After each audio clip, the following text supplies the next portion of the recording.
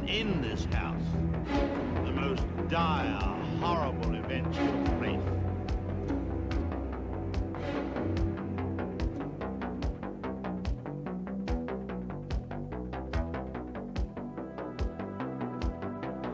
You are not content with the stories. Slice lives come. Be my victim.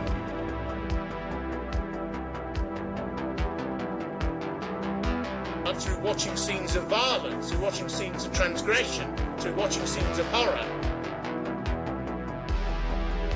There's an enormous amount of sort of abattoir of excess.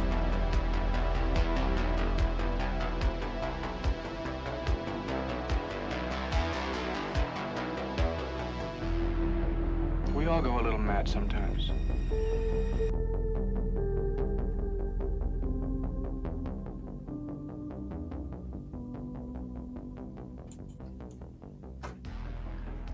How weird is it going to feel when I change up this intro? Is that going to throw everyone off? I've just been challenged by Jack Posobiec. Who? Oh, to what? True crime podcasters are terrified to touch anything that isn't politically correct. Ooh. You're You're not going to stand for that, are you? So I've just quote tweeted him saying, "Go on then." Oh, I would have just replied to him and just saying the N word. Well, no, because I actually want to have a career, Haryan. Oh, right. Well, I don't. And that's not political. And that's not political correctness. That's just rude. Yeah. Well, that's all political correctness is. It's just being polite. I hear. Well. Oh, Haryan. Oh, disgraceful. Look, I can't help it if you're all rude. Okay. What a way to start double feature horror show number 66 with this kind of controversial smut. Oh, dear. I'm not going to stand. I need to purify this stream clearly. Let's get up something nice and wholesome. Oh, I know. How about this? I have actually got H P Lovecraft with his cat. Oh, no. Oh, no. I'm going to say it. What? I'm going to say it. Who's a kitty? I wondered if there was a photo of it, and look, he's there. He's all dressed up with his cat. Isn't that adorable? How Chad does Lovecraft look? I can't get my head around him. He is an interesting guy. That is a jawline. He's chiseled. Like there's good looks to him, but he's kind of got that chiseled jawline because the dude was he was kind of starving, which was part of it. Mm. It's that very natural slim that you get from basically staying in the whole time and not eating and writing correspondence all day, all night. He's kind of like, yeah. Or maybe he's just haunted. Maybe he's actually a ghost. Maybe he never existed. Maybe not. It's just a figment of our deepest, darkest imaginations. I'll leave you 2 seconds and you're on the Shyamalan twists. Disgraceful. Nah. Well, you know, maybe I don't know. I mean, I suppose he has the cat there, and the cat must be real. The cat is very real. It's confirmed. Okay, folks, this is Double Feature Horror Show number 66. If you're new to it, if you're watching on the replay, as most people do, then if this is your first time, just on the off chance, we are going a little weird tonight. Usually we do a topic and then a horror film, but we're double billing it tonight because we have 2 adaptations of the same story. That story being H P Lovecraft's The Case of Charles Dexter Ward, I believe his first novella. I believe so, yeah. Good for him. And and so I found myself a little confused about how to introduce this one because usually we have that topic, and I find myself a bit marooned. I just want to say, just to sort of derail, I like the word novella because it sounds like something you can spread on toast. It reminds me of Cruella de Vil. Covered in Nutella. Exactly. Oh no! Oh no! Do not rule 34 this stream. Oh my goodness, we're off the rails already, guys. This is terrible. This is terrible. Chat, I know you didn't turn up this smut to this family-friendly stream. Well-regarded family Why have you done this to me, crime guy? Try unthinking those thoughts, mate. Oh. I'll tell you what we can do before we start discussing the case of Charles Dexter Ward. I was going to show you off the massive book haul that I got, but I cannot get the camera to work. So we'll do that next week, because obviously you can't appreciate the book without seeing it. I want you to judge these by their covers, as we're all encouraged to do. So instead, we'll maybe get straight to the shilling. Shall we? Should we shill? Should we do a little? I don't see why we shouldn't. Oh, fantastic! Would you like to tout your wares, Haryan? Yeah. What have I done? I've had 2 bits of content this week. I forgot about that. One was the just a little video going over the rail strike and what it all actually means and what it's all actually for. And it's basically the same thing that the same reason unions were striking back in the 70s and 60s. It's for more money, pay and all that, even though they've been above market rate for some time and their conditions have been pretty good. So have a go at unions. And then last night I was on with Jack from the he's not part of the Wellington Project yet, but that's a thing that you should look out for at the Wellington Project. There's big changes going on over there. Ooh. And we were critiquing Sargon's 5 liberal assumptions. TLDR of that. Jack thinks none of it matters because the leftists will subvert anything anyway, because all they really want to do, because really it's just the people at the bottom of society trying to subvert people above. So it doesn't matter what your philosophy is, it will be subverted. And then my critique was, well, half these liberal philosophers don't even believe. So and we'll probably be doing a follow-up stream on that with this talk with Oran McIntyre. But that was an interesting convo. That was a very interesting one. I've not seen it yet, but we will be fapping it. So I was going to say, you've got a taste for it now. You've got a taste for e-fapping Lotus Eaters. It's good. I have. Well, look, Sargon needs to be put in his place. Too right. Yes. But no, Sargon was even in the chat for a bit. And hopefully he'll be on Wellington Project at some point. But that's everything from me. Subscribe to Wellington Project. Fantastic. How about you, TCG? I'm not as exciting, I can tell you. I capped off the Batman stream on Monday. We had a few technical issues, but we got there. We got through it in the end. So on Monday, we will be picking up the sequel, which is Batman, the Telltale series, The Enemy Within. But tomorrow will be the 10th installment of Freaking Florida Man Fridays over on my second channel. So join us there from 9 p.m. UK time. Should have Horrorshow there with us, as well as regular guests Murgoot and Zen. He'll be making a return.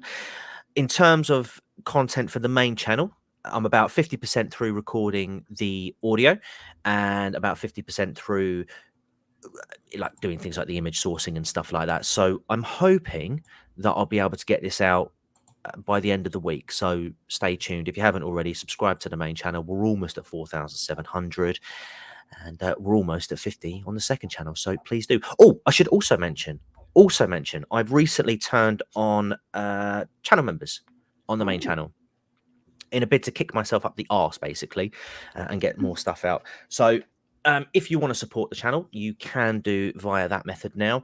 I've only set one tier. It's $1.99 standard, but you'll get shout outs at the end of the videos. And I'll also look to post exclusive content for channel members on there as well, at least once a month. That will be things like exclusive cases. It will be additional readings of certain cases. See the case I did a reading about 8 months ago on the main channel.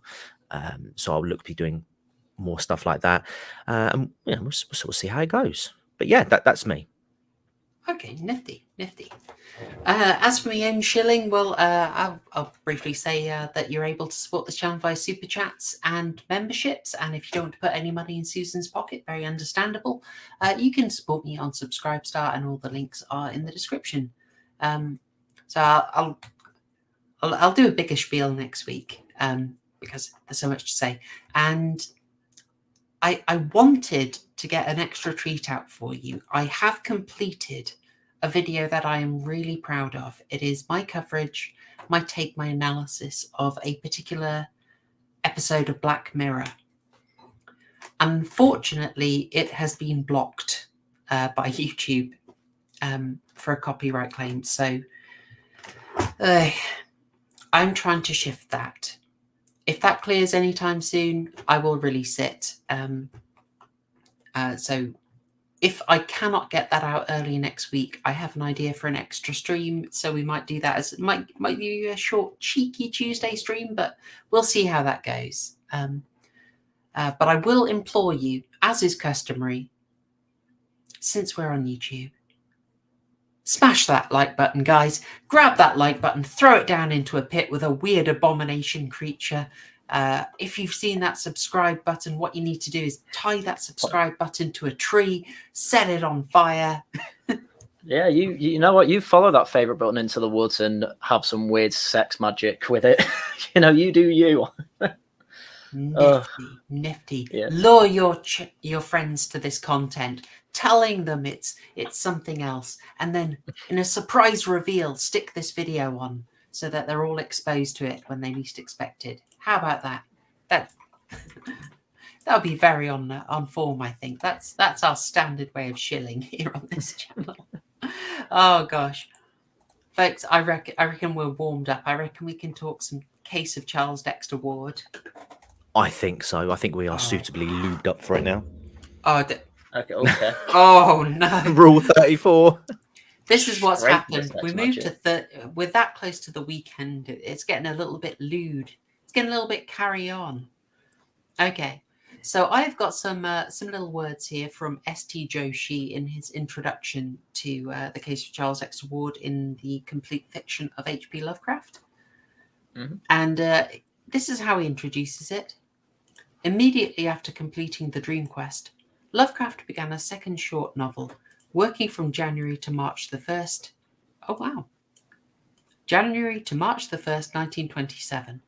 This work may have had its origin in a novel about the Salem witchcraft that Lovecraft was contemplating in 1925. Upon his return to Providence, he evidently decided to set it in his hometown. It is Lovecraft's longest work of fiction, and its rich evocation of Providence topography and history is unmatched in his work. Lovecraft found many details in Gertrude Selwyn Kimball's Providence in Colonial Times, but Lovecraft himself dismissed the novel as a cumbrous, creaking bit of self-conscious antiquarianism, and never prepared it for publication. It first appeared in Beyond the Wall of Sleep in 1943. Interesting. This was There's many long words in there for me. I'm a simple man. I did brick it when it was throwing antiquarianism at me. I'm not going to lie. When you're just reading off the cuff, it's oh no. Don't go all polysyllabic at me at the moment. We do have some of the images of how it was published, which is quite interesting because as with Reanimator, it was partially serialized, or sorry, I should just say serialized. And it went out in one of the publications that H P Lovecraft was in most commonly. Weird Tales. May sound weird to us now in 2022, in the year that is current. But a lot of novels came out this way. They were serialized and then later collected. Nice. Yeah, Dickens, a major example of this, obviously. Thomas Hardy also. So they sort of came out in parts, kind of like kind of like the podcast that we covered. Very much so, very much indeed. Yeah, it's prepped into these neat little episodes. You can really tell they're variable length, and I think unlike Charles Dickens, he was not paid by the word, which means Case of Charles Dexter Ward really moves along quite fast. I found it's a pacey little novel. That's one of the ones. The second cover you found, TCG, is absolutely brilliant. I love this.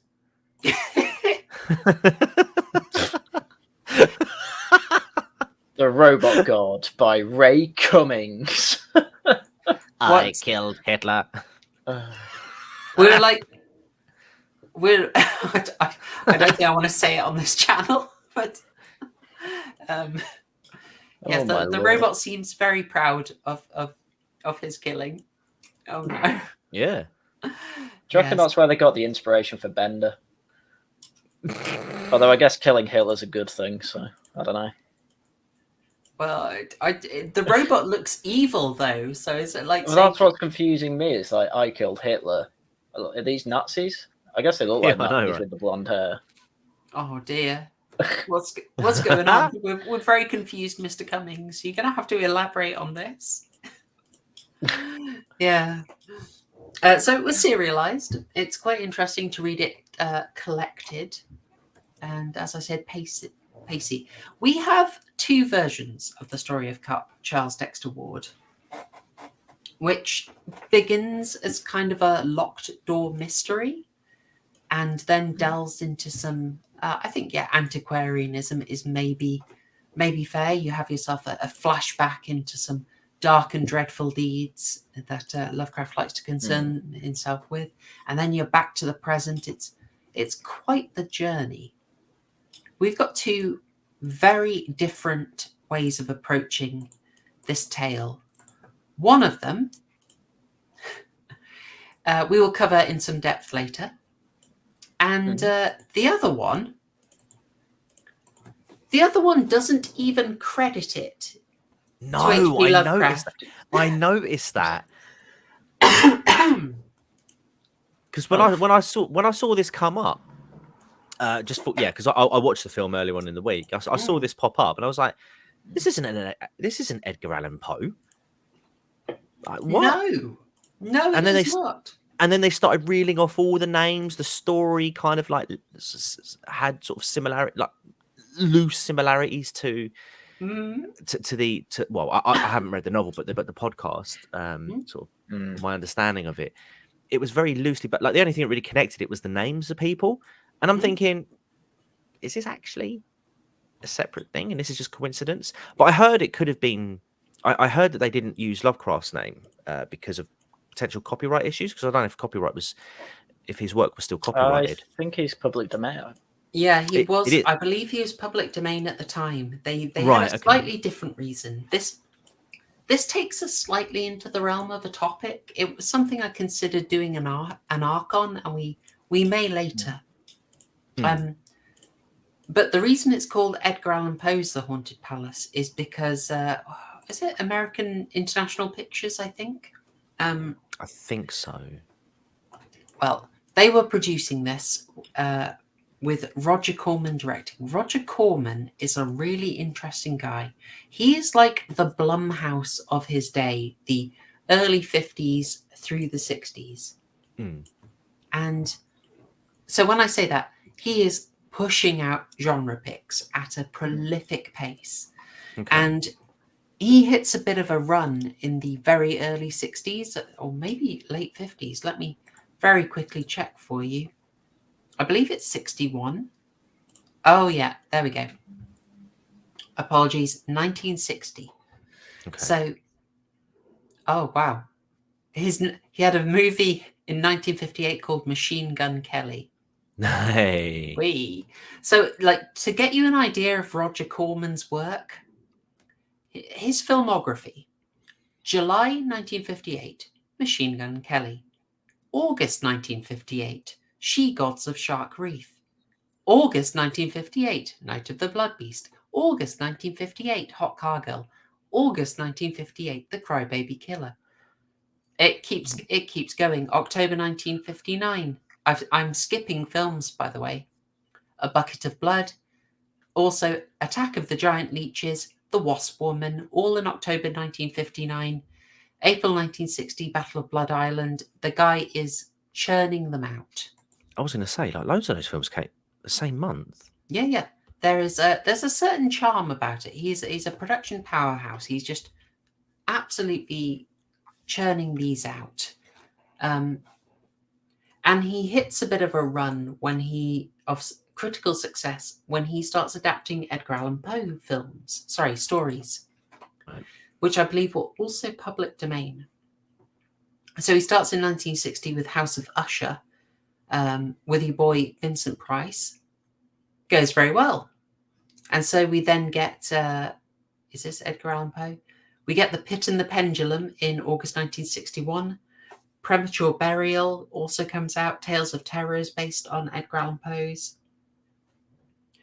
I think he's got one that is not in there. Basically, 1963, The Raven, also an adaptation of Edgar Allan Poe. So he's on a bit of a ball here.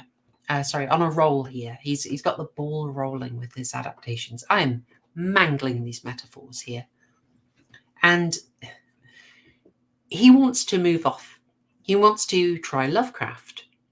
But American International Pictures, they know where the money is.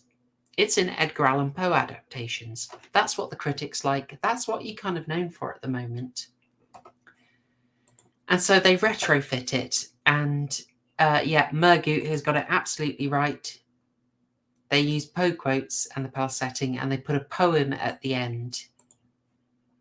So after this title, Edgar Allan Poe's The Haunted Palace, the cheeky sods follow it up with this. If you are just listening to the stream, we have the credits on at the moment, and it says screenplay by Charles Beaumont, from the poem by Edgar Allan Poe, and a story by H P Lovecraft. Cheeky. That is some chutzpah right there. I was going to say, should that at the very least be the other way round? Yeah, it really should. It really, really should. But they basically gave this a quick spritz, a quick Febrezing with Edgar Allan Poe so that they could label it a Poe film. But it is very much H P Lovecraft's Case of Charles Dexter Ward. Yeah. Sort of. I was just looking at public domain. Apparently, Lovecraft's works only entered the public domain in Europe or in the EU in 2008. Ooh. Do we have a much longer time period for things to get into public domain, do you reckon? So, European Union Directive on Harmonising the Term of Copyright Protection of 1993 extended the copyrights to 70 years after the author's death. So all works of Lovecraft published during his lifetime became public domain in all 27, it's 28 now, 28 then, EU countries on the 1st of January 2008. Ah, interesting. Another reason, as John Garris does point out here, yes, Lovecraft was not particularly well known. Yeah. Ah, right. Okay. So they reckon. So was this a case of they did it for more name recognition purposes? Oh, if Edgar Allan Poe is front and center on the titles, then very more much. Likely. Yeah. Okay. Very much. It's a branding thing. Fair enough. We'll be quite brief with this one because it's not like it's not that I disliked it. I actually found it very charming, but it is TCG. Would you say it's fair to say that this is sort of a very quick synopsis version of the story at best? Yes and no, because I feel like I said, I feel like this film in many ways, the thing that I think links it most to Lovecraft is just the character names. There wasn't really sort of like a mystery as such as my understanding of the original Lovecraft piece was. And obviously, because I listened to the podcast first, the impression that I had going in before watching this was that it would be something along those lines in terms of the mystery setup and the storyline. But no, it was very sort of it was more like witchcrafty than anything, which was a bit not, and that's not to say that I didn't enjoy this movie. I actually thought it was pretty good, but yeah, I mean, in terms of sort of like its connection to Lovecraft, I think it was very, very loosey goosey with it. That is very fair to say. I think we get just like the basic notes of the story. So you're going to pick up over the course of this what the case of Charles Dexter Ward is about. So I'll give a quick spoiler warning. Big spoilers. We're going to talk about everything Charles Dexter Ward. So if you don't want things spoiled, duck out. There are twists and turns in it. There are, especially in the radio adaptation, or I should say the podcast adaptation. But as with Lovecraft, it's a heck of a lot more about just the tone of it and how it's delivered. For some of these stories, actually, like you can talk about the plot, but really it's the delivery that completely makes It's both. Lovecraft so. It's both. It is. Okay. All right. So we have some of the, as I say, like the most basic element of the story is that Charles Dexter Ward, in this case, played by a, what did you say, 50-year-old Vincent Price? Possibly, I imagine so. Let's say a full-grown adult Vincent Price inherits a mansion, moves in with his wife, and it was previously owned by his rather scandalous and shady occultist ancestor, Joseph Curwen. And Curwen ends up possessing him and needs his bloodline, needs to possess someone in his bloodline to carry on living. Curwen, at the start of the film, is attacked by a mob of villagers who put an end to his evil schemes and burn him alive outside his mansion. It's pretty nasty. It's pretty darn nasty. It's pretty harsh. It's great though. Yeah. In terms of storytelling, we have that element. We have the kind of Lovecraft horror where it's things aren't named as much. You have elements of a sort of twisting and mutilation and the human form being corrupted. You get a lot of that. That's very cool. Yeah. But the mystery element is very much not there, which is quite confusing to someone who's expecting it to be basically the mainstay. That's it. That was the vibe I got. And people have already mentioned the cinematography of it. It's a bit gorgeous. I thought it was really, really cool. It's set in the time. It's got the gothic look. I think most likely Roger Corman had access to gothic sets that he was reusing. So that helps get it out. And yeah, I struggle to know what else to say because it's not massively elaborated on it. It's got gorgeous sets. Vincent Price's performance is absolutely wonderful, but it doesn't delve deep into the story when there's actually so much there to go into. So was it? So it mentions that it was based off a poem by Edgar Allan Poe. Do we know what that poem was, and did that sort of, and if we do know what it was, did it sort of add more to the story, or was it based more off his side of the story? And like I say, they just sort of threw in bits like the character names and the location, because I think it's also set in Arkham.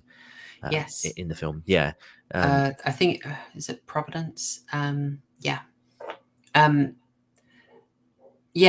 quote a poem at the end, like it's at the very end.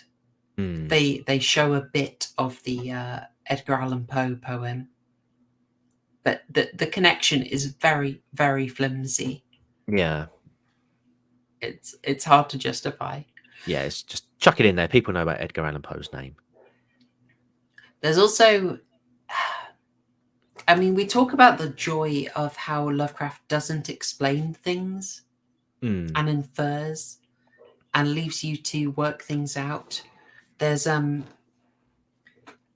lot of the early part of the novel is worked on how people in the town of Providence become suspicious of Joseph Curwen and slowly alienate him as he freaks them out, and you just get rumors and weird observations that people make.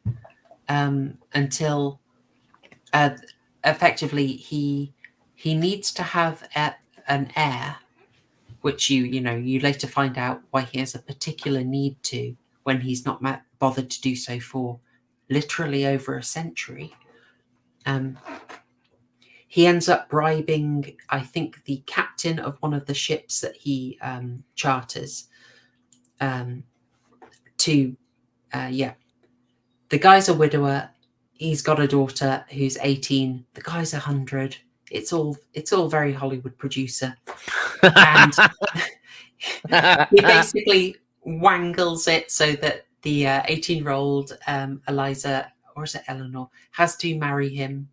But she was previously engaged with a guy, I want to say Ezra Whedon is a guy who is cheated out of the marriage there. Right. Okay. And so he gets a grudge. He starts keeping an eye on Kerwin. He eventually rallies the great and good in society, and they do a big vigilante attack on him. And it's really impressive. It's really stirring. There's something I love in it, in that they spend over a page detailing the battle plan that they have and how regimented they're going to be when they assault and raid Joseph Kerwin's farm when he's doing these experiments. Yeah, I like that, because that really, again, if you're reading it, that really sort of builds a picture in the mind. Then it does. It'll go down. That's really good. It does. You do not see the raid. You are then getting reports from the people who are the reserves held back, and all you find out is the indications that it went chaotically horrific. Right. And you think all that planning went into it, and they were messed up by it. That's interesting, because if you remember in the podcast, when Kennedy talks to Ezra, he mentions that he wasn't part of the siege, but he was out on the outskirts, keeping tabs on the perimeter. Yeah, very true. So in the podcast version of the story, the vigilante raid is actually a raid by the feds and the ATF. Whoa. Which was so cool. It's like, when I just realized, that's what you did. That's what the parallel is. Yeah. If we haven't mentioned, folks, the audiobook adaptation, the podcast adaptation, is a modernization of the story. So some of the ways that they translate it into the modern are really interesting. Wait, they didn't have podcasts in the 1500s? Could have been a straight audio play. Yeah, could have been. So as we said, not much is overly elaborated on. Waco. Alabastard and Fez at the same time. Waco. Basically Waco, the place. But to be did fair, they explicitly refer to Waco?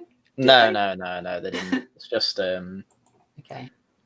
I think in the way he was describing what went on, there are parallels to it. But I mean, it's the ATF raiding a place. Like, whatever way you look at it, it's a parallel. So. Oh, totally. Yeah. Oh, do you know what? You're showing this picture here. It just reminds me of the scene when Vincent Price and his, when Charles Dexter Ward and his wife are being surrounded by all of the fawn people in the town, in the village. And there's one guy who's got no mouth, and he's like he's quite a big burly guy. And I'm thinking to myself, how does that dude eat? Where's he getting those calories to get that bulk?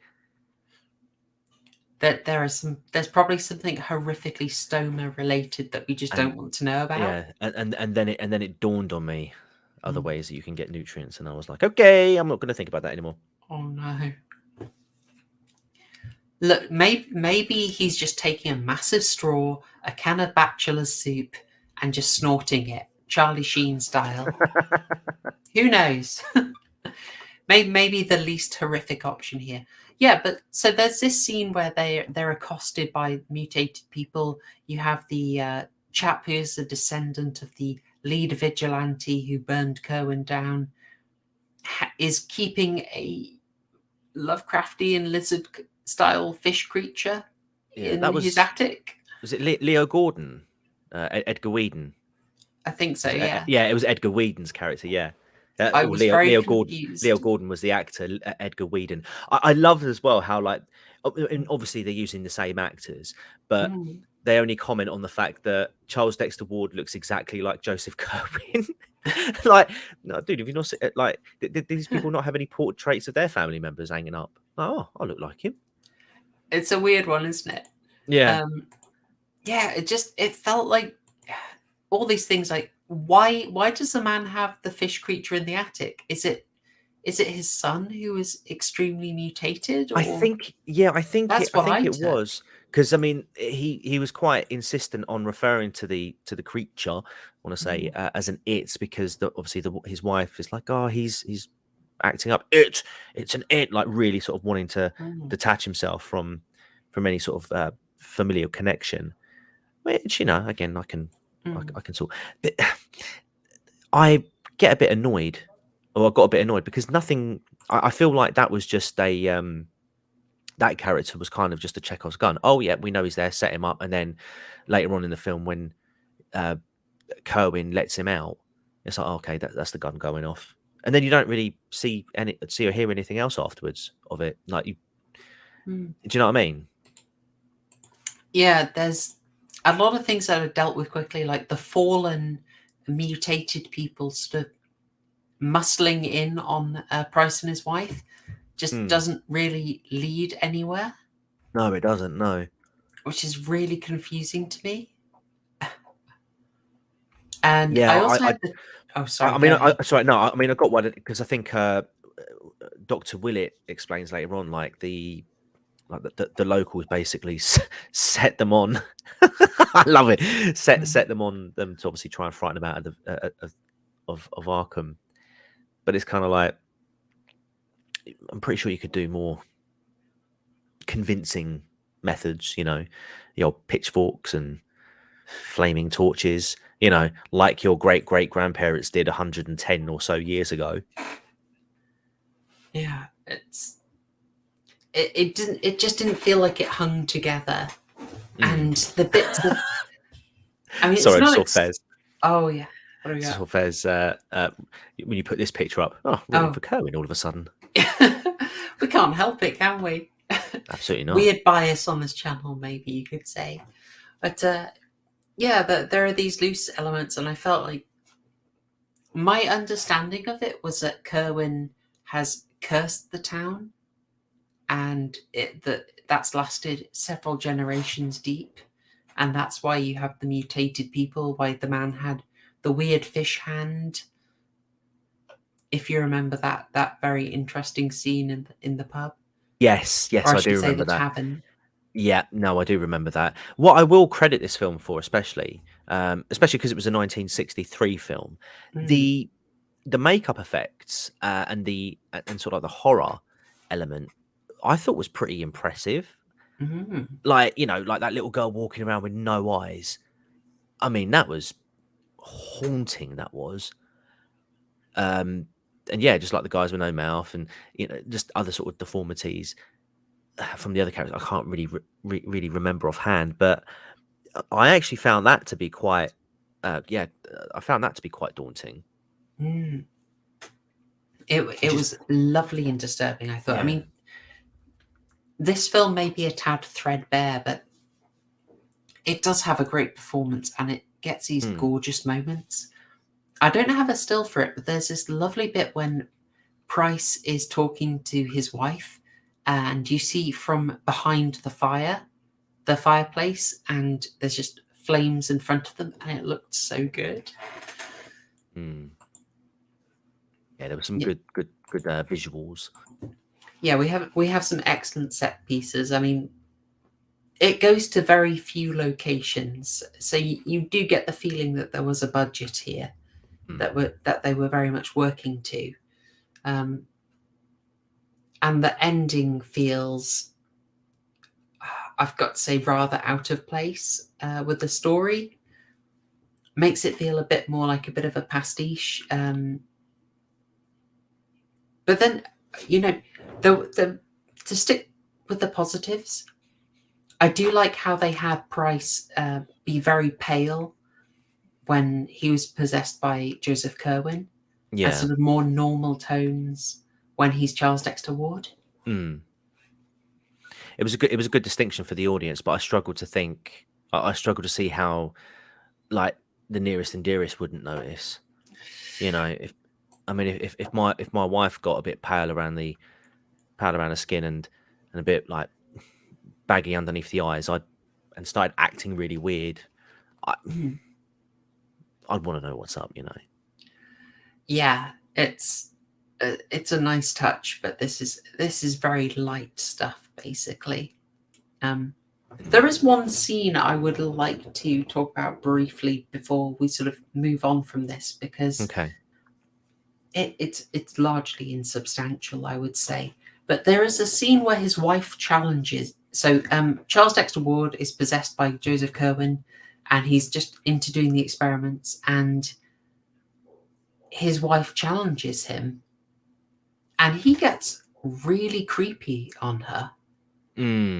He basically starts using his sort of rights as a husband to intimidate her. Yeah. And that seemed like that was actually quite a deep idea. There was quite a lot there. Like, he wasn't actually into her. He was just using it to shut her up, is what I felt. Yeah. I got that vibe. Very, very creepy indeed. Yeah. Very creepy indeed, yeah. Yeah, that really, I thought, actually worked for me as something very unsettling, and quite a bit more than I expected in a 1963 film. Whilst also, happily avoiding stepping over the line, I thought. Yeah, because I was expecting him to just like smack her or something, to silence her. Because I mean, he was being pretty horrible to her at certain points. Well, whenever he would change, and then when it got to that bit, I'm thinking, no man, that's next level. That's next level. Like he's pretty much insinuating, if you don't be quiet, love, I'm going to use my rights as a husband to just molest you. Like what? Yeah. That was seriously dark. Yeah. I'm like, oof. I was like, oh my god. Then when she ran off and then he just started bursting out laughing, I was like, okay. Yeah. He just wanted to hush. Okay. Oh. Yeah, that was. I hesitate to call that a moment of implied sexual violence the highlight, but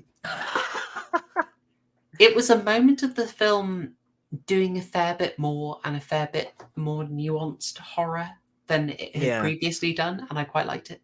I also really liked the moment when he just sets the guy with the fish hand on fire. Oh yeah. I really wish I watched this now. You should do. It's available on. It's all on BitChute. Yeah, it's all on BitChute. Are we allowed to say BitChute? Can we say BitChute? Yeah, does BitChute's get fine. annoyed if we say BitChute? We definitely shouldn't have been saying Hitler and Nazis before.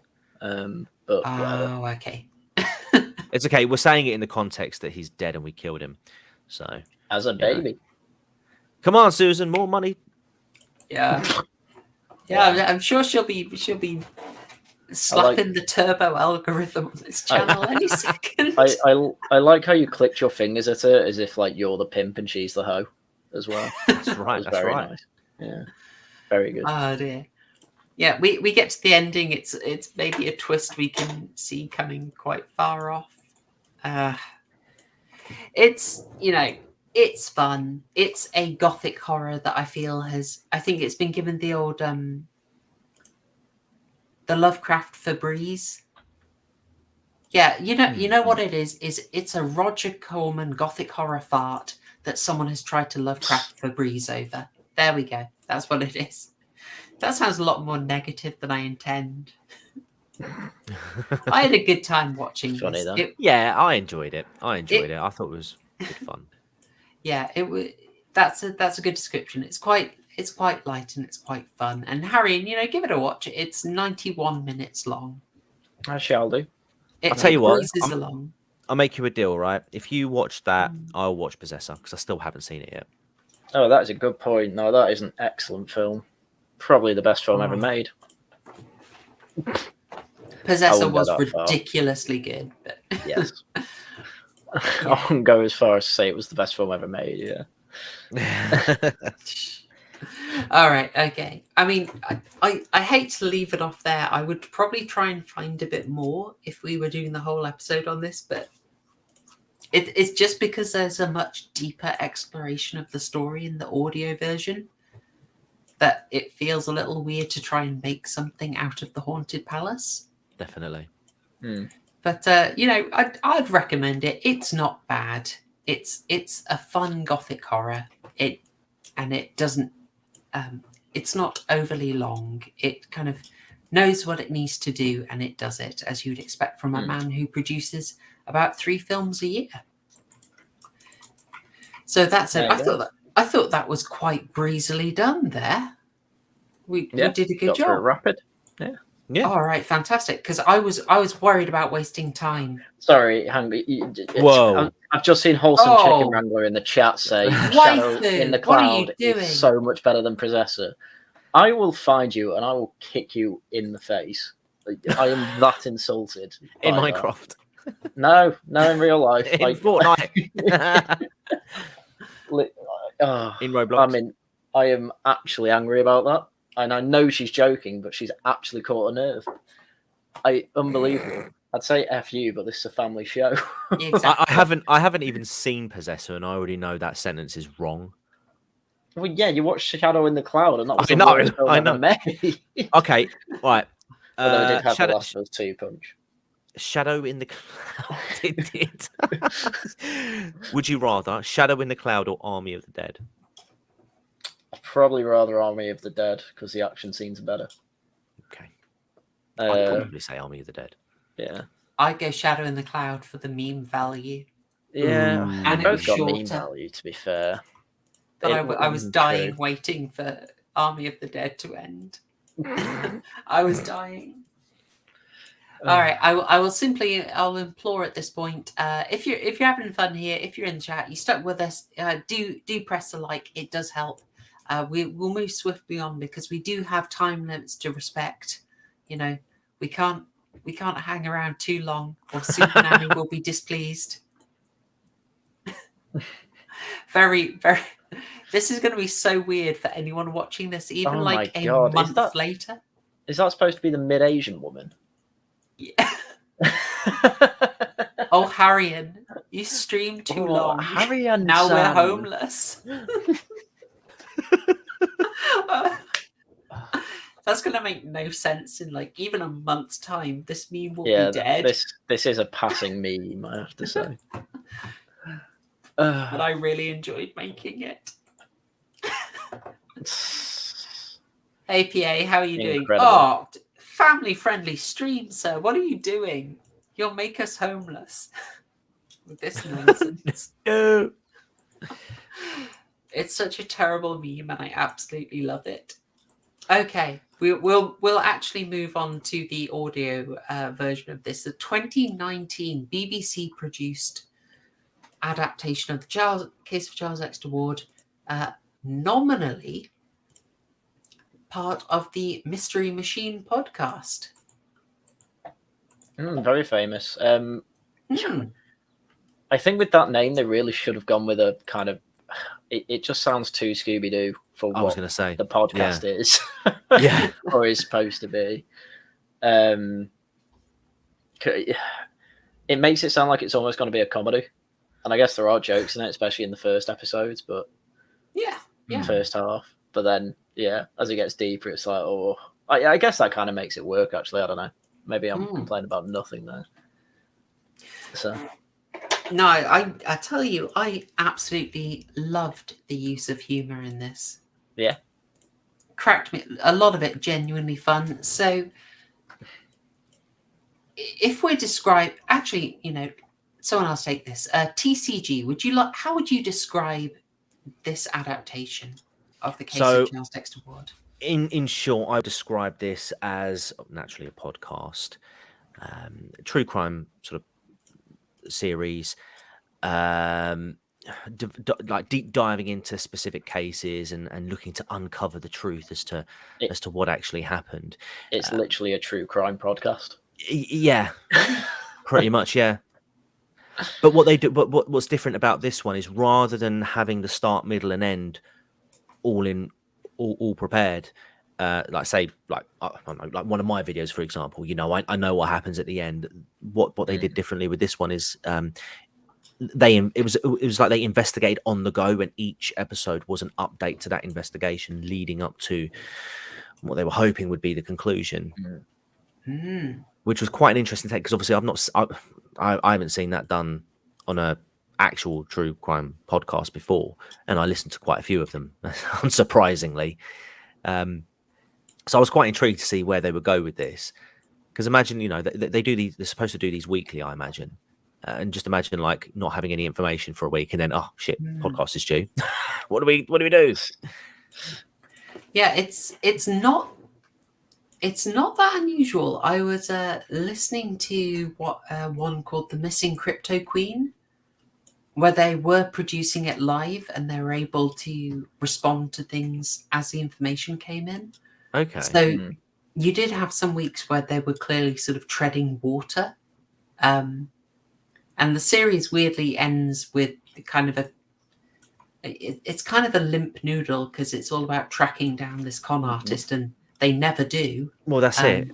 That's the thing. You know, that's the big risk of something like that. You know, what if you, you know, if you know, you have investigation teams and like local or national authorities like investigating these cases and, you know, trying to uncover the truth. You know, what makes you think two podcasters in a studio are gonna, you know, solve the missing? And I'm not saying that's impossible, but it's just I struggle to think how a vast majority of these kinds of podcasts, if you will, would end with anything sort of significant. Yeah, and then you listen to this one. Well, yeah, I mean, things needed to happen in this for it to have some sort of for some sort of ending or satisfactory ending to take place. But I mean, it could have simply been, you know, after 6 episodes, yeah, we're getting nowhere with it. We don't know. Let's talk about something we do know, though. It's an interesting decision. So we will see often in horror someone take an inventive format and it lets you do some things really well, but then it imposes a cost. And the obvious comparison we're going to have to make here is, say, found footage. Found footage gives you this really good sense of immediacy, really puts you in the moment. It gives you an excuse for, you know, very cost-efficient things like the footage looking cheap, for instance, or not showing a lot of effects. But it can also make it really intimate and involving. But then you have problems like you have to explain why someone is recording and not throwing their camera down and legging it. So the format of this, True, very smartly, they had to do it live, I think, so that they could have that sense of danger. And they very cleverly give themselves an excuse for putting in something like raw, unedited footage, which really reminded me of found footage. I don't know if you had that experience. That's what I was going to say with this. Yeah. That I mean, they literally do have found footage. Well, not footage, I guess, audio recordings in this that they play at the start of some of them, and then kind of fades out around midway through, and then obviously near the end, it's like, oh, here's even more that sheds light on even more parts of this case, which is obviously quite handy, but it tells a good story, so I'll let it slide. Because I thought the podcasters were going to die in this, but they actually don't, which I found quite kind of surprising given with the direction they were going, but still really good.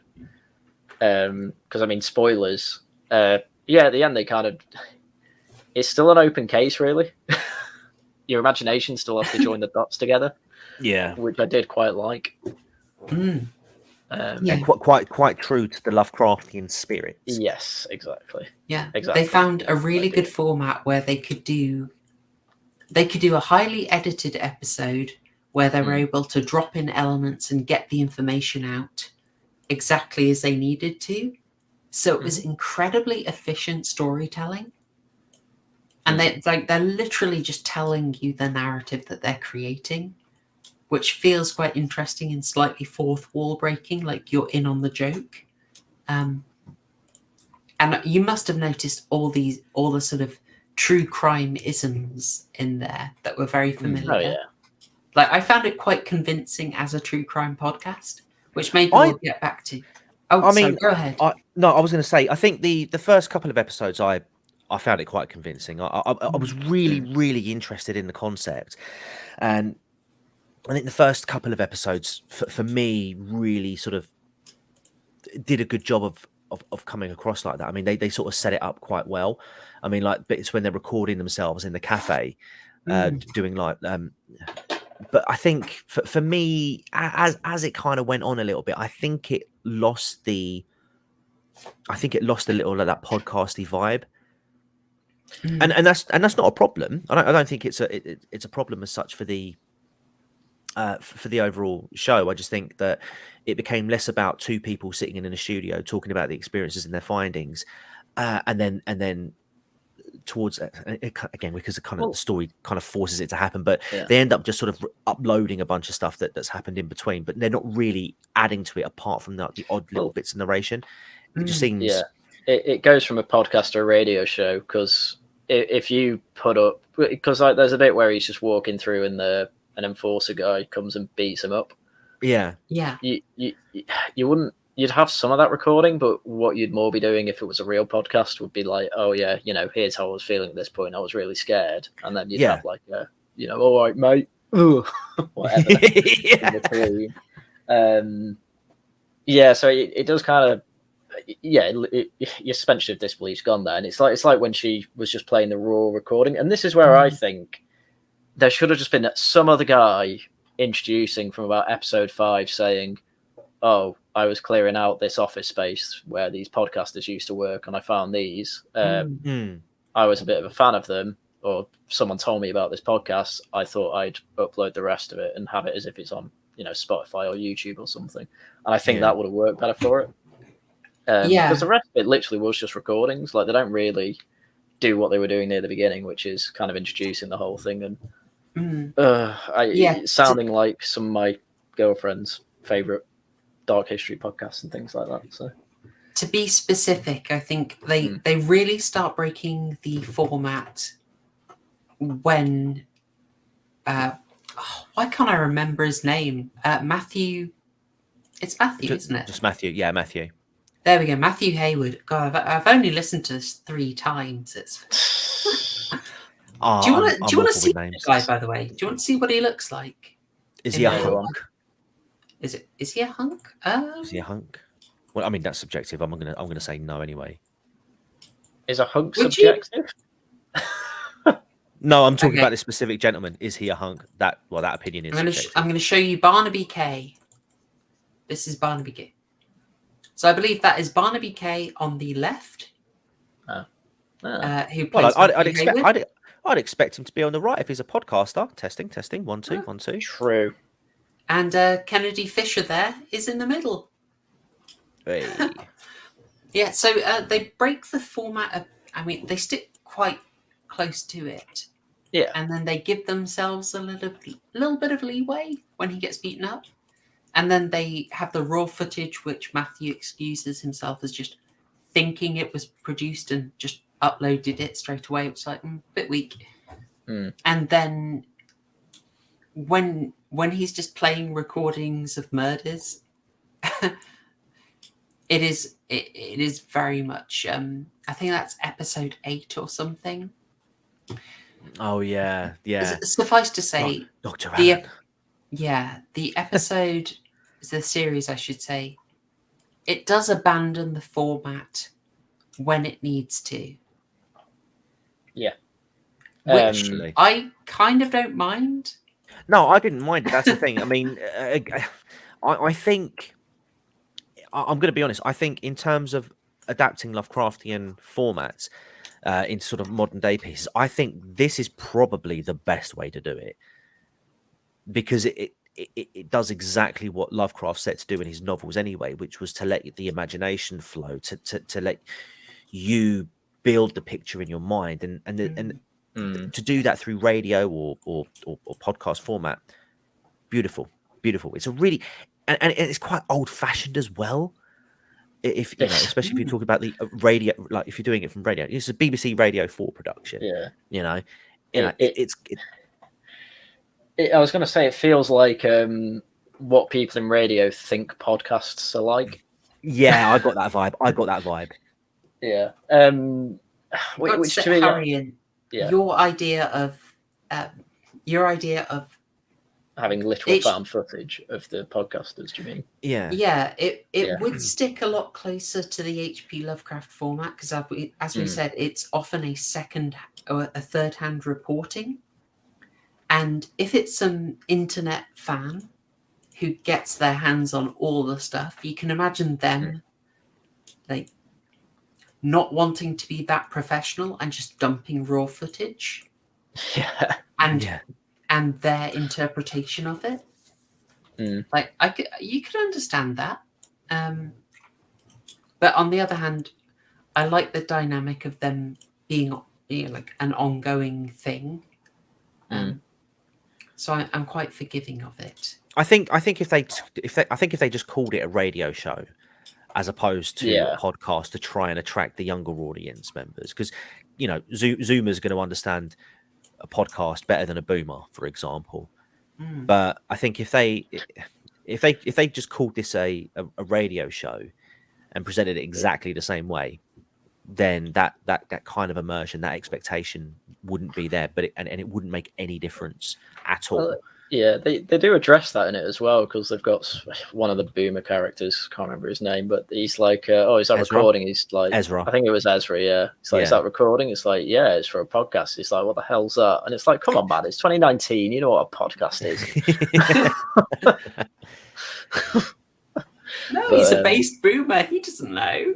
Well, I wouldn't go that far, mate. I mean, my nan, bless her heart, she believed that she shared her Wi-Fi with the neighbours and would turn it off at certain times during the day so that they could use it. That is adorable. Yep. That is so adorable. I do hate boomers. Oh dear. So, as we said, there's another aspect that we should really comment on here. So, because this really works with what we said about colour out of space, and there was a big problem with that. That was kind of awkward, in that you'll remember there was a lot of people saying about the colour out of space that the colour was indescribable. Yes. Yeah, it's purple and bright. Magenta. Yeah. Now, I'm not going to go over that again, but the colour was far from indescribable. Yeah. And that is awkward because they were doing a film. They could do incredible things visually, but they had to commit to a certain visual presence. They had to lock things down. When you make... Oh, we are going to have some cat presence. My cat was making indescribable sounds, the eldritch visitation. Oh, my Lord. Which would soon... Lovecraft's cat has an indescribable name. He's going to headbutt his way. Oh, So no.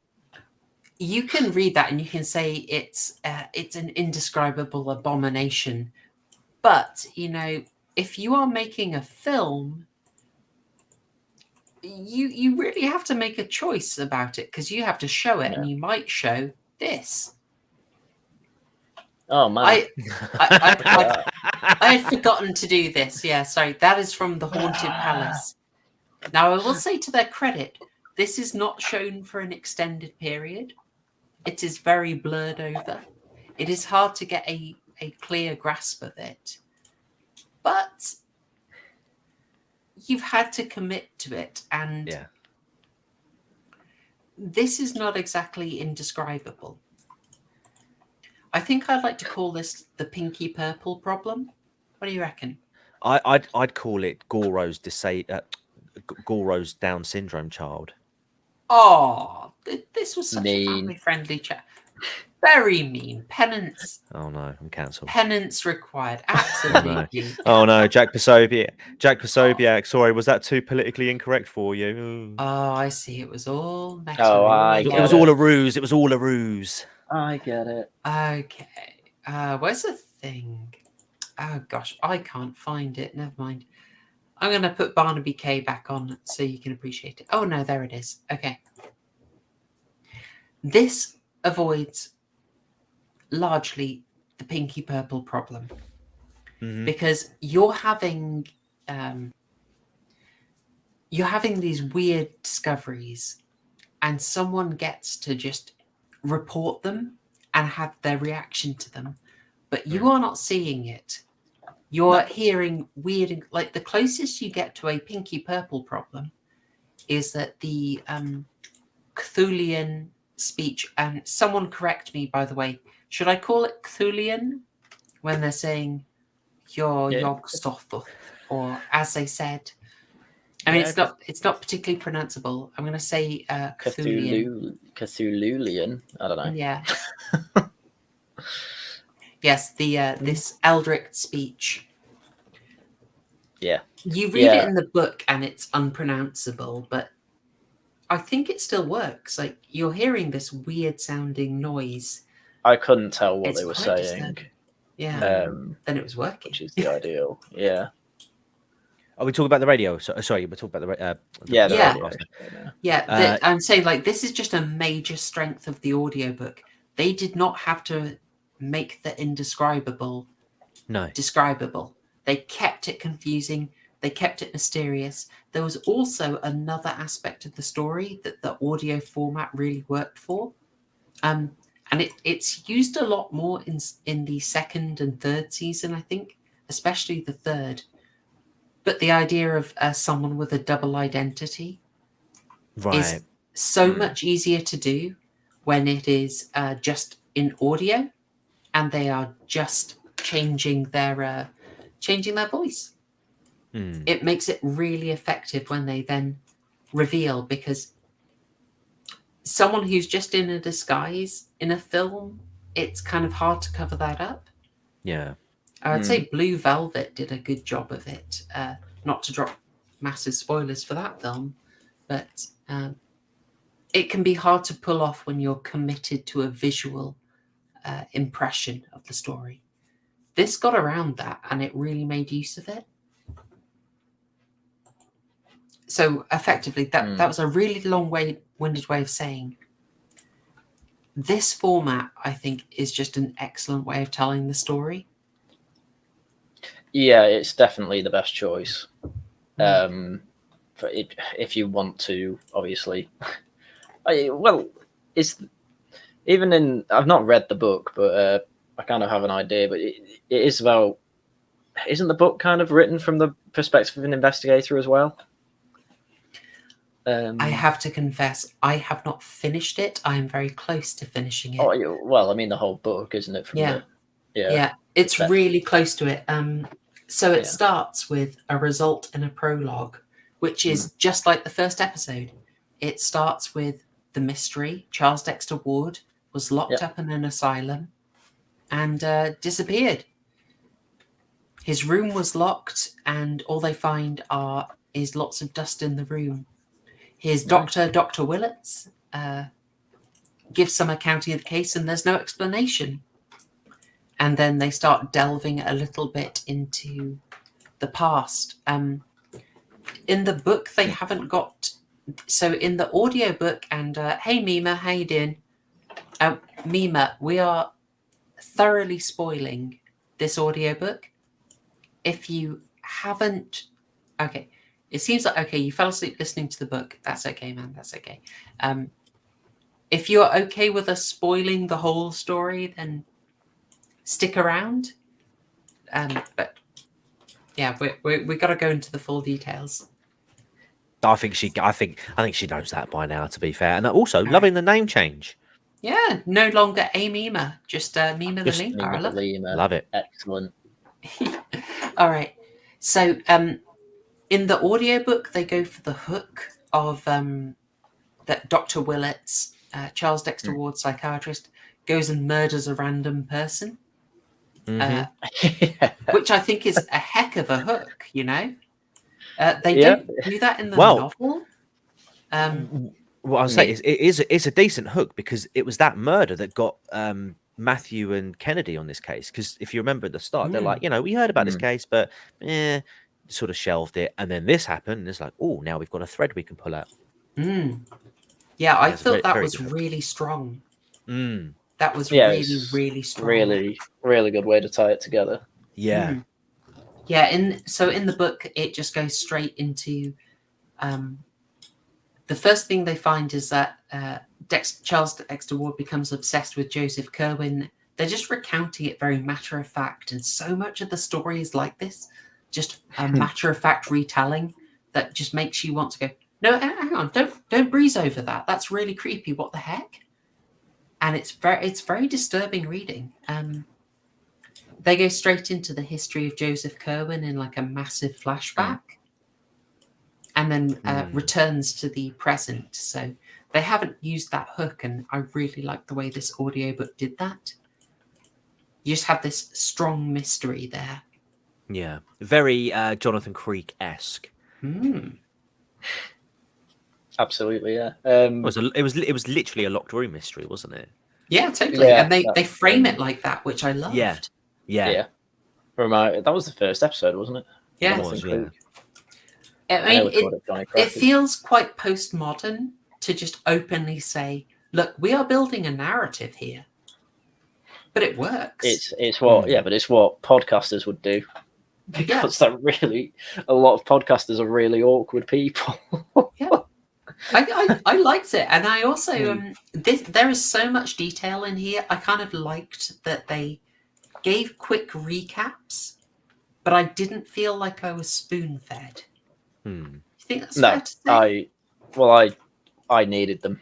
To be honest, I sometimes find it hard to, especially because I listened to the first 5 episodes Tuesday, and then I finished it today.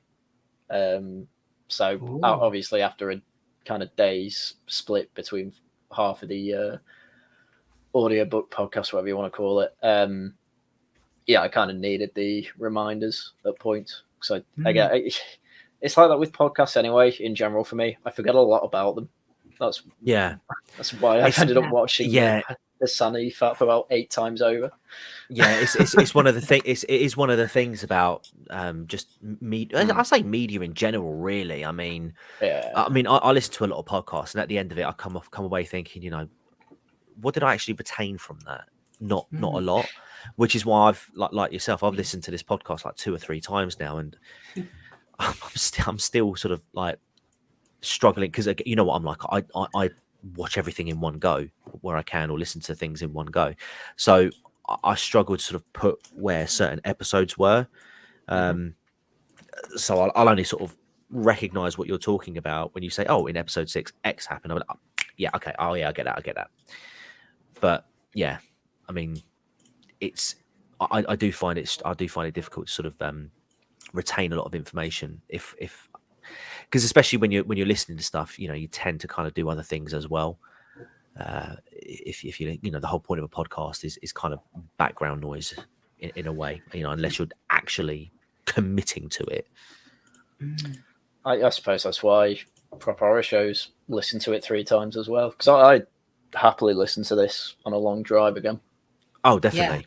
100%. In fact, I'm going to listen to the other series as well. Nice. Yeah, I mean, Waifu found it, I think, 2 years ago. It was a very good show. Waifu can probably say, we listened to it, got absolutely hooked. Episode 6 made me absolutely brick it. Yeah. Is hang on, which one's episode 6? Is that when she goes under the tunnels? Yeah, episode 6. Yes, I hated that. I hated that. All right, okay, right. I was actually working my second job. I think I was listening. I was listening to it over the weekend, and that episode was on, and I was in this room all alone, Okay, and it is quite an echoey room. Yeah. And as I'm working away, I hear the and I was like, oh my god, mirrors all around me as well. And I'm like, Jesus. It's them not even reacting to it. So like episode 1 and 2, there are little moments, and I was enjoying as it was. You know, so there's a bit where she I think it's episode 2, she goes into the Ward house, and you just have a little bit of a jump scare with, oh, I thought I heard something in the room, and it's quite effective. But let's say no, it's quite. She said she saw a man. Yeah. Yeah, she did. There's a jump scare with like a door slamming, I think, and then she says she sees a man, and it's effective, but it's kind of like you know, it's a jump scare basically. Yeah, worked. That's able to be effective because they built up a really good atmosphere, and they also threw in a bit of the Cthulhian chanting, just kind of out of nowhere to mess with you. Yeah, mate, which worked. it messed me up big time. Yeah, but I didn't think it would be that scary, and then episode 6 is just an absolute headliner, and it's very impressive. They really don't try and repeat it. There is one episode 6. They don't try and get a second one like that in the same series, which I think was a really good choice. It just stands out so much more. Definitely. So I would love to, if I can, I want to hear that. I want to hear how you felt about it. It's especially because that was the episode after the conversation with the witch woman, wasn't it? Yes, with Barbara Sayers. Yeah, which was because she was kind of just treating the whole investigation like a bit of a joke. It's just like, oh, we all just went out into the woods and we all just had orgies. Basically. Oh, apologies. Not Barbara Sayers. It was another woman whose name I do not remember. No, that was Barb. That I can't remember the name. Barbara? No, it's there was the old woman who's in the yes, no, you're right. You're absolutely right, in the care home. Yeah, because there was one where he has a telephone conversation with an old woman. Yes, and it turns like Barbara's sister or something. It turns out it was actually Barbara. Yeah, I got those two people mixed up. Cool. Yeah, because when you go from that episode, which was quite funny but also kept up with the mystery really well, and then the next one is, oh, by the way, now S is about to go down. yeah.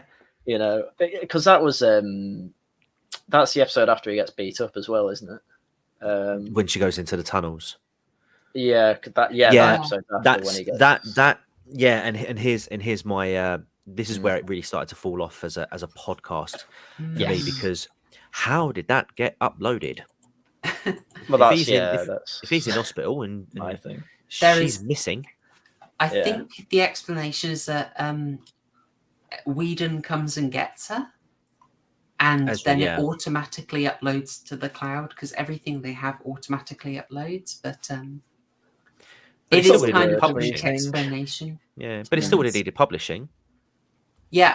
I think Matthew says he just automatically uploaded it and thought it was complete. Like I say, it's a bit of a cheat. Yeah. And Haryan's idea of repackaging it, I think, would work better. Yeah. But I forgive some cheating when it is so effective. Especially, like, you are not... One underrated aspect of it is that the show has given you quite an edited snippet format at the moment. It moves very fast and it's very polished. That episode is just raw and uncut. And it's the equivalent of a sort of unbroken long shot in a film. Yeah. Mitch, I hope we're selling you on this, buddy. I'm sorry if we're spoiling it for you. If you haven't listened to this audiobook, you're missing out. Give it a go. Do it. I mean, like, I hate to spoil it, but do it. It's so good, man. It's so good. Do it. It's the equivalent. So, it's like having an unbroken long shot in a Scorsese movie. The fact that it's not ending keeps the tension up. Yeah. You're expecting it to, and she's just going down this dark tunnel, and it's getting worse and worse. Oh, it's just like, the ladder's gone. Oh no, the trapdoor's gone. Oh no, there's no lights. Oh, there's a cable. Oh, it's going. Oh, stop. Oh, there. It's Stop. yeah, because after she goes down, the ladder disappears, and then she's like, "Oh, okay, be professional, Yeah. just say what you see." And I'm like, "Oh, that's good. It's quite a good way to, try and keep the narrative going rather than Yeah. like have her just scream and because you could just have for that whole bit, she just screams and runs away, and then it's like, oh, I got out of there, by the way. Let me explain what happened the rest of the time. Mitch, it's all on YouTube. You do not have to give the BBC a penny. It's all on YouTube. It's all on Spotify as well. Based. So you can get it for free. Highly recommended. Yeah, it's a kind of tricky sell, and it I guess it's where the Lovecraft format gets tricky because she goes down a ladder and then the ladder is literally gone, and that is kind of that's tough. If you aren't bought in, if you aren't suspending disbelief, then you can easily say that's cheating. But the idea of in Lovecraft, just things are not what they seem, and you lose track of the world, and things may not be happening that you think are happening, really fits with that. And she starts doing. This is another point at which it could have failed, I think. Kennedy is very genre aware. I think it's fair to say, right? Yeah. What do you mean? So she talks about things as if she knows horror movies and knows the tropes. So she says things like, "There is no way I'm going down there with just a flashlight." Yeah. Okay. Yeah. And then she's sort of trapped into it. There's a bit of like a modern genre-aware character gets to break the fourth wall, but ultimately there's a tension in that we do need them to walk the steps largely. Yeah, I as well. I know she mentions that her phone. Oh, of course, there's no signal. Like aware that was going to be the case. Yeah. But again, like I believe that in that specific circumstance because she's underground. She's under. It would make sense, and a lot of the way that she's sort of communicating I'm not going to go down there. She's doing it in a very sort of self-coping mechanism kind of way. So it's. She isn't directing it to the audience member, breaking the fourth wall, as you put it. It's very much like you say, she's very genre aware, and it almost she is forced into doing the things that she quite explicitly states I ain't comfortable doing. But yeah, I thought it was quite good that they did it from a self-coping mechanism kind of point of view. Yeah, they get the points out of the way, and then it's kind of like. She tells herself that, and then she kind of does like, God, this is just like a horror movie. And she makes a joke, and then she's still in the situation and she keeps going. And it's sort of, I guess you would say it hangs a lampshade on it in TV tropes logic. And then you can move past it. It's like... Because as you say, she's coping, basically. Yeah. It's like Sydney in Scream saying her blonde bimbos always run upstairs, duh. And then she does exactly the same thing. She's sort of trapped into it, yeah. Yeah. And in this case also the sort of I think the doubt around horror enables her to go a bit further because she ultimately doesn't believe in anything at that point. So she thinks she's safer than she is. And there's this amazing interplay where she's trying to keep up her skepticism and bravery, but she is kind of losing it over the course of that episode. And it's like she even she's explicitly saying things like, I don't even care about the podcast right now. I'll just drop everything right and leave it right here. I just want to go. I just want to see some light. I just want to see light. It's really you can tell the mental effect, and it's only and what's really interesting again. It's really interesting. It's over such a short space of time because, like you said, Horrorshow, it's uncut. Like the panic, the fear, just she the way that she sort of describes it, and you can audibly hear how quickly it just encapsulates her. I've really really enjoyed that particular one. That was probably one of my highlights of that entire series. Yeah, definitely. I mean, we're pretty hardened horror veterans at this point. I'd say That so. spooked me out. That Yeah, I was massively freaked. scared me. And this is like the third time listening to it. I listened to it like 2 or 3 years ago at this point, and I liked it. And then when the second season came out, I gave it a re-listen. And then re-listening this time, it's just, no, I still love it. And it moves so quick, and I still get spooked by that. Yeah, it holds up. It completely holds up. Oh. How about you, Haryan? How did I want to know? Were you jumping? Yes, definitely. Especially, it's when she drops the microphone down the tunnel, and then you just start hearing the Eldritch speech, and you're like, "Oh my god, no!" Yeah. Oh, please don't. It wasn't. I did audibly say Jesus Christ at another point, and I can't remember which bit it was. It was one of the later episodes. Well, obviously, it was one of the later episodes. That's when the horror goes up. No, I was going to say I'm pretty sure I said Jesus Christ at 1 and 2. Yeah, I'm just trying to remember which bit, because unfortunately I can't remember at this point. But so I'm trying to remember what happens in each bit, because I think it was when she was in the tunnels, but I can't remember the details of what she was doing in the tunnels. Because the voice keeps coming back and forth, and she can't actually hear it. Yeah, that's the worst. Which is another interesting bit. Yeah. Because I definitely didn't jump at the guy getting beat up. I thought it was quite funny. But yeah, it's it was definitely, it had a really nice build up. The first 5 episodes were definitely a slow burner, and there's some creepy bits that keeping you hooked on it with the why did he murder that woman plot thread, and then Charles Dexter Ward, we're talking about him still. Oh, there's witches in the woods. And it's like, oh, this is sort of strange. And then it just ramps it up in episode 6 with, oh, there's a big tunnel, you're hearing things now. There's clearly this big conspiracy and cult going on. And it made me, listening to it, made me want to play a Lovecraft game I got called Cultist Simulator, which I've been playing all afternoon. So, yeah, it was exactly like that, really. Cultist Simulator. Yeah, it's on Steam. It's not certainly not much on sales. So, well, it's as it sounds. You make a cult, but it's really difficult, and it doesn't tell you how to do anything. So it's a game where you just trial and error till you kind of do all right.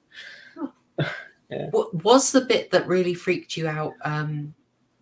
There's one of about 3 secret identity reveals in the course of the show, and I think it's one where Dr. Allen reveals himself. And there's like a really, you hear him killing someone, and it's really nasty.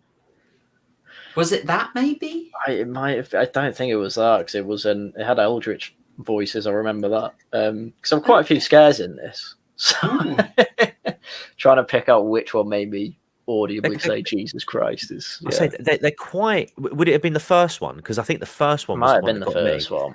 Yeah. The first one was what got me. Oh, when did that happen? That was.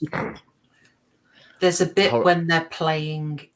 They play the interview tapes between Charles Dexter Ward and Dr. Willits. Might have been one of them.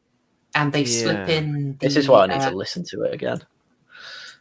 Yeah, because there was one of them. It's easy re-listening, man.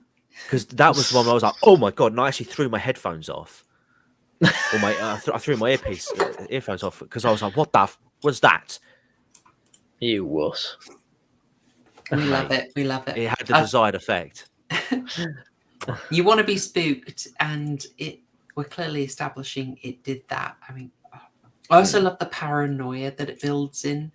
Oh yeah. There's little things I noticed this time, like there's a big warning about Barbara Sayers lying about who she is, and you're set up like, do you really believe Kennedy's being warned? Like, do you really believe that these people are who they say they are? and it's like a double setup, and they try and direct you onto suspecting Ezra because he just comes in afterwards, after that conversation, and I'm like, oh, I loved all that stuff. But I'll take a quick pause to say thank you, St. Thomas Aquinas. Welcome back.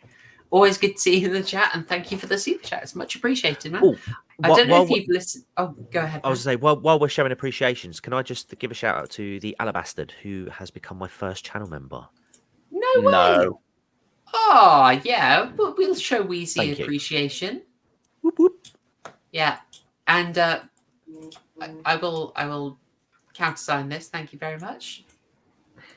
There are moments of shock, and I'll give it back, St. Thomas Aquinas, I promise. Yes.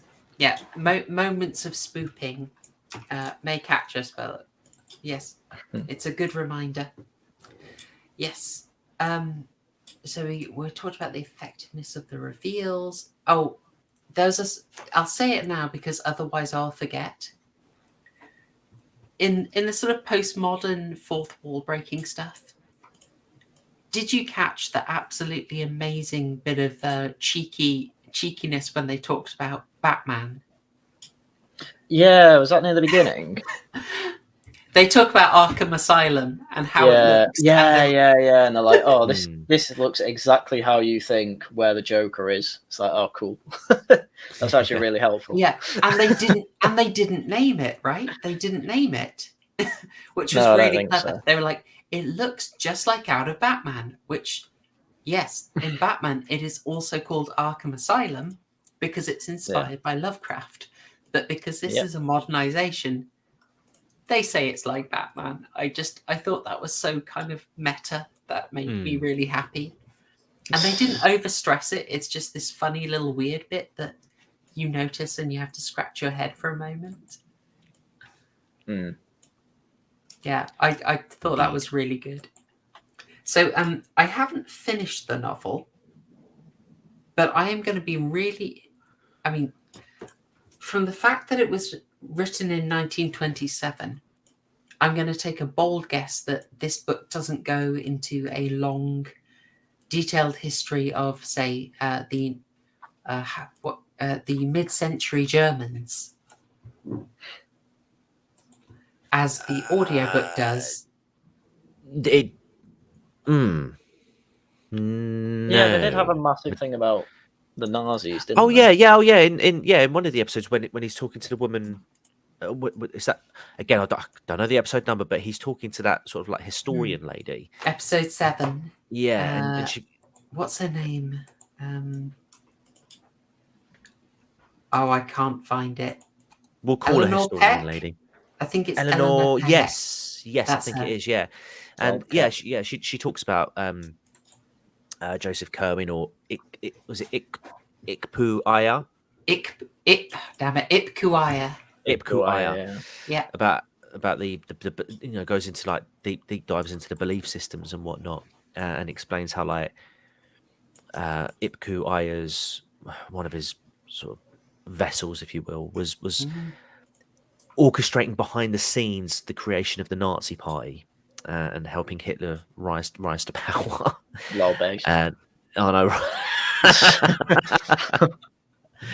WTF, I love Ipkuaya now. Oh dear. Yeah, so there's heavy implications that suggest that Ipku Aya was a Nazi or a founder. Well, I bet it could was speak a Nazi, but German. probably. When you've been around for as long as Ipku Aya, I'm pretty sure you've picked up a language or two. But I'm lazy, so I wouldn't. It's an odd episode. Like, I'll be interested if there's an equivalent in the book. Mergu, if you're around, is there an equivalent of episode 7 in the novel? Because I haven't got there yet. But it's really interesting that they devote basically an entire episode to having an academic who's kind of a funky modern academic give basically a full history of the Ipkuaya cult, mixing in fact and fiction, and how it weaves in and out of history, all the way through to was it the fall of Assyria, and then modern day Iraq, and then it gets taken up by people who then fold into something that folds into the Nazi Party, and then gets taken into British occultism. It's quite a wild ride. Like, it's a full episode schizo post, and it's kind of glorious. Yeah. Again, I felt like it was a really strong story because again, I think one of the main purposes of that was to emphasize on the fact that they really didn't understand the law itself. So having someone in to really sort of steer them in the direction that they needed to go in and give them, what's the word? I don't know, just better direction at the end of the day. That's what they needed. And yeah, I felt like that episode did it well in emphasizing the importance of understanding the belief system and why they're doing these things and what the end goal is to justify the logic behind the actions that this group or this cult are taking. And Dr. Willett too, they that was really good, actually. I think that's something that absolutely elevates this, because we got to remember the big hook is that Dr. Willett has killed this woman, this innocent woman, because he believes in that something very occult is going on, and they utterly condemn, etc., etc. And then they're challenged with the classic baby Hitler question. Well, it's not so much a baby in this one; it's more of it's still painting. Yeah. They talk about they do. They talk about going and killing him as a painter. I love effectively the analogy. they really challenge the moral framework. Yeah, and it's actually it's it's a bit nuanced for the BBC that they do put you in a very uncomfortable position. Wasn't it like it was a bit of like a bit of 12 Monkeys as well, wasn't it? 'Cause am I right in thinking 12 Monkeys has that not the dilemma as such, but I mean, a similar thing. Yeah, but I mean, in terms of just using the Hitler analogy, going back in time, would you kill? Well, in that scenario, they refer to him still as just painting art pieces, awful paintings indeed. But if you knew what was going to become of him, and you went back in time and killed him, obviously the people at that time would just see him as some sort of nut job. And obviously they compared Willett in that scenario. Is like, what did he know? And this is after they've really got intriguing. Yeah, it's after they've got I think it is Hayward to say that he probably would be okay with murking the failed Austrian painter. That's right. Yeah. While he's mid postcard in a hostel. Yeah. And it then catches, it's like, well, catches him out. Yeah. Yeah, that's what Willett was doing. What do you think? Yeah. And it's a genuinely challenging part of the series that I thought was really impressive. Yeah, I really that was probably my favorite bit in that whole bit, because again, it was just something. It gave me the big think. Yeah, nice. And there was how can I say? Oh gosh, I think I might have lost it. Sorry. Oh yeah, the character Eleanor Peck, incidentally, played by Nicola Walker, quite a big name. You'll have seen. She's one of those people. If you know the face, you'll realize you've seen her in so much. Right. She throws in a bit of what we might call, the standard BBC line. There were one or two moments in this that do stand out to you. They do have the big evil rich bad guy say fake news in a very knowing way. They did, yeah. And it was like, okay. Thanks, show. They used the term woke like really oddly as well at the end. Oh, did they? I think it's the main podcast guy. I cannot remember any names of this. But he's like, I can't understand this mystery or anything. Maybe I'm not woke enough. Just completely misusing the word. I think it's weird. 2019. They were possibly not up to date, and they just literally meant it in the previous way of understanding the word. That's how I took it. But it does sound a tad odd, doesn't it? Yeah. They threw in a fake news thing that was a bit like, okay, I know you had to do that, fine. And Eleanor Peck does throw in a bit of a rant because I thought the second that she tied it into the big bad mid-century Germans, it was it got a little bit less interesting. Yeah. You know, it's like, I don't know if I've talked about it. Your stories get a bit poorer if they become predictable by always having to tie them back to something. And it felt like it's interesting enough and it's going into really interesting places, and I don't feel we gain much by tying it into the mid-century Germans. So, but they then ended up doing something pretty interesting with it. And then also, after laying out all this deep lore over centuries, saying, oh, but I mean, it might all be BS, you know. There's a lot of chutzpah in the episode. Yeah. I love that the Necronomicon came back in this. Yeah, they have to. I mean, they do mention it. It is in the story. Yeah. Yeah, Fez Boomer Truth, absolutely. It's also weird. It's like, and they also go on and talk about, they mention communism as well, and no muck gets flung that way, and it's like, okay. It's almost like I don't know, doing your duty, popping up for your shift in the Boomer Truth factory. It's like, do you have to? You're really interesting. You don't have to do it. It's fine. I mean, I don't know much about the occult involvement of that party, but I don't know. They did something interesting with it.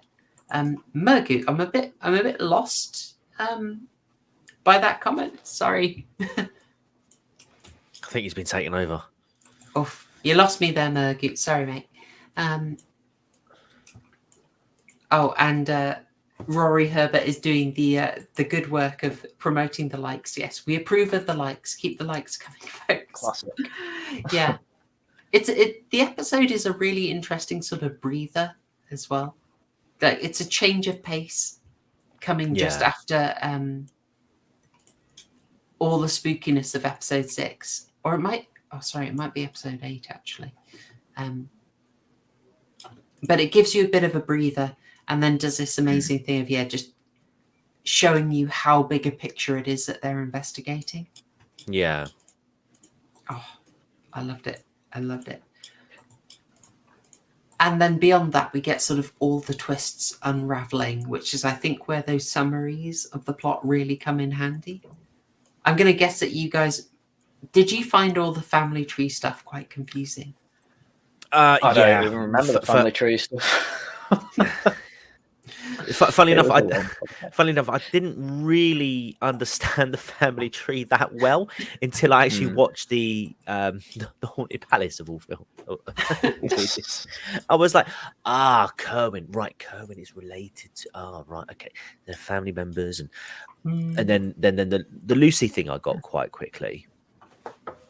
Yes, but I was still, I say, I still don't fully get it now, but again, it's just because, being like podcasty type stuff, retaining the information is, I find, more difficult when you don't have the visuals to accompany it. But on the second watch, as I was recalling things, I was like, oh yeah, okay, that makes more sense. I understand that connection now, but I probably need a good couple more listens before I fully get it again. Yeah, I mean, I suspect on some level, 3 listens in now, to an extent, it's basically it's a very tangled web that all you really need to take away from is ultimately someone was Joseph Kerwin's relative. And once you've got that bit of information, you can kind of forget other stuff. But yeah, he's got himself tied into the high old British aristocracy as well. So one small potential plot hole. I was of the understanding that in order for Ipu Aya to possess a host, that that host would have to be, or that vessel would have to be a blood relation to the original Ipkuaya. Yes. So, are we right to assume that every single one, including the mid-century German people, were related as well? Like this is where I got confused. Like, because So, oh, go ahead. no, that's it. No, sorry, I don't know why I said because. Yeah. If the person who Ipkuaya is currently using as a vessel will be incredibly long-lived, and this person will be typically taking multiple identities over the course of centuries. Right. But they will swap over eventually. They're not immortal, but they do age much slower. Yeah, because So- I know they mentioned one of the people lived to 103. Yeah. Oh, is that it? Yeah. But in the This was a lot context, in 1927, Haryan. Come Yeah. on, man. people were dying. People thought 45 was old. But yeah, I mean, it was like what, hundreds of years prior, where like if you'd be considered a grown up when you reached age 5. You still are in certain Hollywood casting rooms. Oh, Stop it! Oh my god, Horrorshow. I'm Any condemning it. need. Oh my gosh. All right, I am condemning. Disavow. Yeah, so ultimately there is a connection, but it's just that the figure who's Ipkuaya attracts a cult following, which gets expressed a number of ways.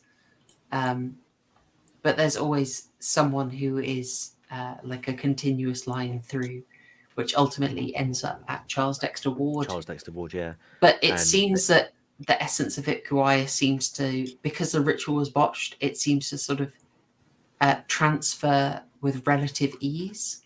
Like, am I spoiling it? Probably. Well, no, actually, no. Sorry, I'm sorry. Let me just refine what I was trying to okay. say about the potential plot hole. So, they mention obviously, the bloodline. Charles Dexter Ward, this Lucy Tillinghett person were allegedly the last of the bloodline. But then later on in the film, you have in the podcast you have Dr. Allen and Barbara ask Kennedy to take on the vessel. To be a Yeah. vessel for Ipkuaya. But Kennedy's not related to either of them, or is this something that I'm missing out on? No, you have not missed out on anything. They believe that Kennedy is related and is able to be a vessel. But how? We've been Yes, neither. we've spoke been to prompted. Yeah, 2 John Dee references in this Yeah. 2 that I caught at least. We were very chuffed that this was based in Dee Pilled. Yes. Fantastic that John Dee was mentioned twice. Yes. An occultist, an artist, something of a aristocratic figure, and very eccentric. Yeah, of course, John Dee gets mentioned. It was a bit of a hoot seeing that name. For the ease of anyone who is not understanding why this is so tickling to us, John Dee is the pseudonym of someone somewhat in our circles who is a delight. But yeah, it was really quite odd hearing the actual real life John Dee mentioned, and I enjoyed that very much. Yeah. Gosh. Yeah, you didn't miss anything. They believe that Kennedy is a vessel, and because of the events in the New Coven, which was very free love, Right. Okay. there are quite a lot that are. There are quite a lot of potential heirs, basically. One of whom may or may not be Kennedy. But we should probably. Oh, sorry. Go ahead. I was going to say because it isn't really sort of established or confirmed. It's just, oh, you'll do. Okay. No, you picked up on something real, and Mergut has got the extra details in there. Yes, Sweet. Love it. Absolutely love it. Mergut, my man, you never let us down. Mergut's got some deep lore. You gotta be impressed. So we only have Haryan for a few more minutes, so I will round things off because there's one thing I really have to ask about. And it is the final episode where they're kind of wrapping things up. Oh, and they've got the yeah, Kennedy gets a moment. We won't go all into the details because I want you to listen to this. I want you to enjoy it. Oh, yeah. It's effectively they do not really bring it to an end, and that's partly the point. But you do get a very significant thing when Kennedy actually talks about the effect of seeing what she saw in the tunnels, and for me, that would be the other highlight of the show, and I think it's one of the best bits in it. She starts talking about how seeing what she saw has just messed up her sense of reality.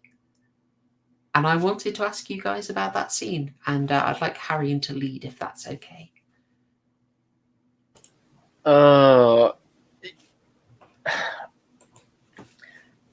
It goes. It was good. With the so they're doing a kind of Lovecrafty, and it's kind of indescribable. But she does actually do her best to describe the type of things they're seeing, which is, if you're trying to adapt Lovecraft, that's what you want. I just kind of remember saying there was a lot of dust as well. She has this phrasing like, if you don't have, her brain can see it but just can't put it together. Yeah, like an optical illusion, or she mirage. doesn't have the words to understand it. Her brain doesn't have what it takes to make sense of what she's seeing, and it breaks her brain to an extent. And the way she describes it reveals a lot of Lovecraft deep lore, that the reality that we're in is basically a facade. We're all something dreamed up by great Azathoth, who may wake up and destroy this entire plane of existence. And she sort of stumbles upon that without spelling it out, because of course there's no way she can spell it out. No. But I loved how she described it. by half not describing it, Well, exactly. We're avoiding the pinky purple problem. By not having any colours. She tries to describe it, but she's mostly describing that she can't describe it. And the fact that it's messed her up so much is far more effective than...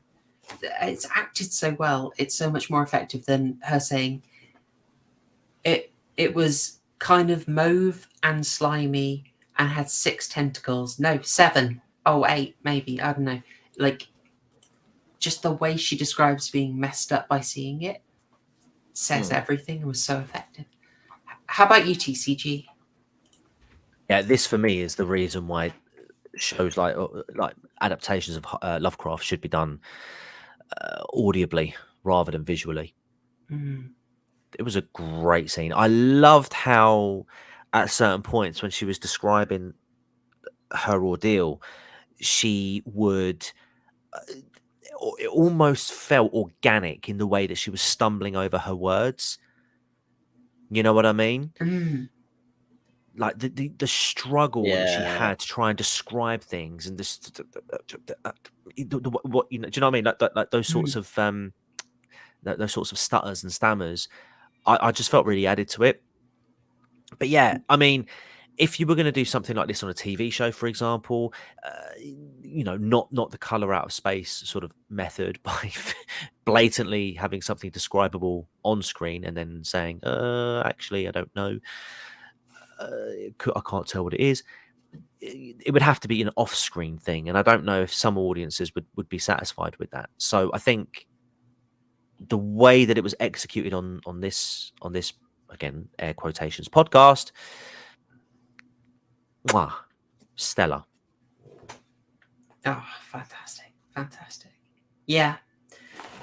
It got the absolute best out of the format that it chose, and also allows it to stay very true to Lovecraft, I believe. But I'm going to finish this novel, and I'll be able to tell you, I'm really interested in you. Yeah, I'm really interested in sort of what else has been translated over. Like, Whedon isn't a cop here in the novel. He's a sort of sailor who was jilted. It's not a Fed raid. It's a vigilante raid. Yeah, I love that. So I love good. that. So good. Oh, we'll get round to it. Oh, hey James De Silva, good to see you. We are going to have a cat tax on that kitten, so I'm going to need photos of that little lad, I'm afraid. And hey Dom, good to see you. I remember you from last week. Welcome back. We basically just reached the end of discussing the case of Charles Dexter Ward. So hopefully, if you've not listened to it, I don't want to spoil it for you. It's a British production, but you can find it on Spotify. You can find it on YouTube. It's absolutely amazing. 4.5 hours of content and an amazing way to tell a Lovecraft story. That's my take. But before Haryan goes, I'm going to need your score and closing thoughts, Mr. Gláeddyv. Yes. Apart from that plot hole that crime guy may have found before, I can't remember the details of it, so I don't know if there are any major plot holes in this. The main ways this is objectively good, obviously with it being a podcast that's it's more a radio drama that's acting as a podcast, that in the universe is acting as a podcast, which I guess is kind of like found footage films, where it's this is still a film, but it's telling a story in a different way, and this is quite a unique way to tell it, and it's probably one of the best ways you can tell a Lovecraft story, because Lovecraft does tend to write his stories from a first-person perspective of an investigator or something like that.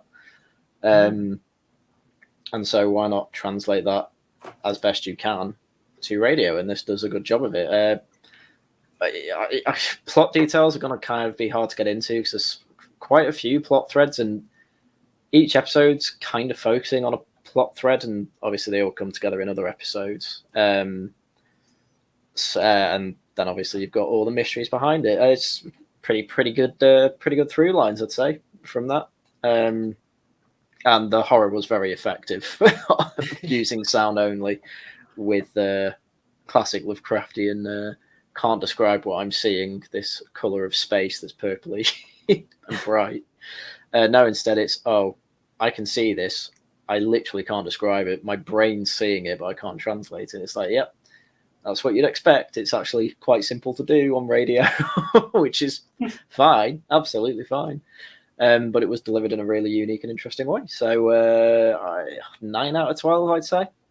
I'd have to listen to it again to give a better score, to give a more accurate score than that, because there's a lot of details you need to remember. I feel like we need to start off the next stream with a review of the score that Haryan's just given. All right, we can. Well, do you want to do my prediction for it before Haryan goes? We'll do. So prediction for Haryan Lovecraft Investigations. Haryan gives this 11 out of 12 burgers, or he'll be reduced to essential salts. Oh, no. He enjoyed the complexity of the story and appreciated the limited hand-holding done in the adaptation. He appreciates the reframing of the story as a true crime podcast and how it enables the best of the original format to shine through, especially keeping indescribable things indescribable and double identities to stay hidden. He justifiably deducts one and only one burger for the show occasionally breaking format / credibility as it proceeds. Example, the "why are you still recording?" question that so often haunts found footage, with an extra layer of "why did you not edit this out when preparing for broadcast?" Nevertheless, this is one of his favourite things we've covered. In episode 6, he was genuinely scared as Kennedy explored the tunnels. He should add 3 burgers for the mention of John Dee, but won't.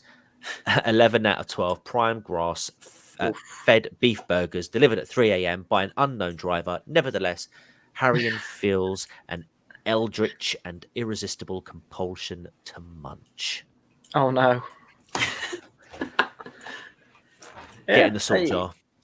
I mean, I think I think if I listen through it again, the score will only go up. We'll call it a provisional, and you'll be welcome Yes. back on. Yeah, I have strong feelings about this audio play. I've just seen Dom has asked about BBC Shadow over Innsmouth. I've not listened to it. Is that maybe? I think if that's a straight up reading, I will want to listen to it. So thank you for the tip. Yeah, a good audiobook of Lovecraft is incredibly effective. And the third season of this series, Lovecraft Investigations, is about is an adaptation of Shadow over Innsmouth, if I remember correctly. And the second adapts A Whisperer in Darkness. Nice. Well, I know you have to go now, Haryan. But, Yes, I do. Thank you for good score. having me on, as usual. Hey, glad you liked it. Really glad you liked it. I did. All right, see you later. Catch you later, man. Cool. See you, Haryan. All right, so who's replacing Haryan? Right, yeah. Can you get 9 out of 12 burgers? Disgusting. Absolutely disgusting. Yeah, 9 out of 12. What is this? I still know what you did last summer. I know, right? Right. Do you want my score? Of course I do. Absolutely. Yeah. Cool. Well, it's not a 9 out of 12, Haryan. I'm going to say this, right? If my initial thoughts, right, after I completed it the first time round, were if the BBC made more shows like this, I imagine a lot more people would be happy paying the license fee. This was a quality radio show, and the way that the show billed itself as a podcast at the time was that they do go through that, they tug at the threads and they see what comes out on the other side, and I feel like they did that really well, and I suppose because of that expectation, it helped them have a solid story with clear through lines and conclusions to each part, which then fed onto other episodes. The acting I thought was really good.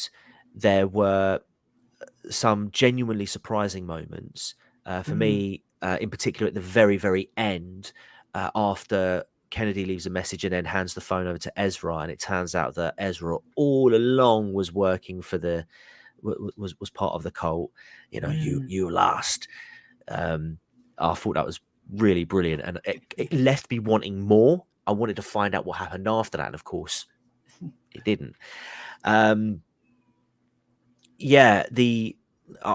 what Haryan said earlier about the strength of it being a radio show really adds to the Lovecraftian sort of vibe, where the interdimensional beings or whatever are truly indescribable, and you can really emphasize that and get away with that because you don't have that visual comparison like you do with Color Out of Space, where it got it wrong. Let's be honest. But in terms of a score, I would say 11 out of 12. The only things that dropped it for me were, and it's kind of like a half for them sort of dropping the ball at points where it felt less like a podcast and more like just a radio show. But again, it wasn't enough for me to completely take a whole burger off, because I still enjoyed it at the end of the day. And the other half was for that potential sort of plot hole by having Kennedy be a potential vessel, when it's not established that she is directly related to the original Ipecac Aya. There's no, as far as I can tell, there was no establishment. So I feel like that was a bit of a plot hole just to add suspense and tension. So yeah, but other than that, definitely worth listening to if you haven't already. It's definitely something that you can go back to, and I'm definitely going to be checking out the other episodes, other series that they've done on this. I really enjoyed this part of the Lovecraft Investigations, and I genuinely hope that the others stand up to scrutiny. Yeah. Oh, fantastic. I think 11 out of 12 is incredibly fair. And I mean, I don't want to sound like I'm copying you, but 11 is probably what I would give it. It's It was- incredibly creative. I mean, you've heard everything I love. Just how intelligently it reworks the format. Haryan had a good point that it could be closer and justify some of the format breaking if it was just someone only has raw footage and decides to just release it as is. Yeah. But we also gain some things by the fact that it's not posthumous. So I think it can be balanced out. So I think. Yeah, sorry to interrupt, but I think the fact that they were able to interject and add context in certain areas as well through like that radio sort of podcasty format, I think added to it, as opposed to, like you say, found footage is just you stick it out there and completely make your judgments, but completely make your mind up on it. But the fact that there was an element of hand holding that sort of guides you through the story. What this series does is it wants you to understand what's happening. It wants you to follow it.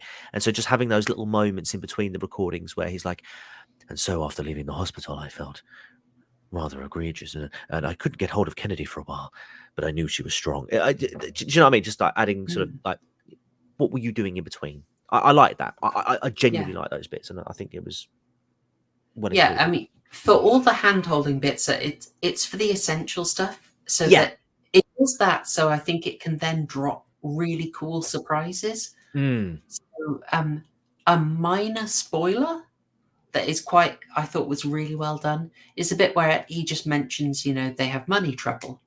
Yes. And he put a plea out. And the next episode, he says there was a good response and someone actually came and dumped a whole load of money, which explains why they're able to do so much. And you're like, good.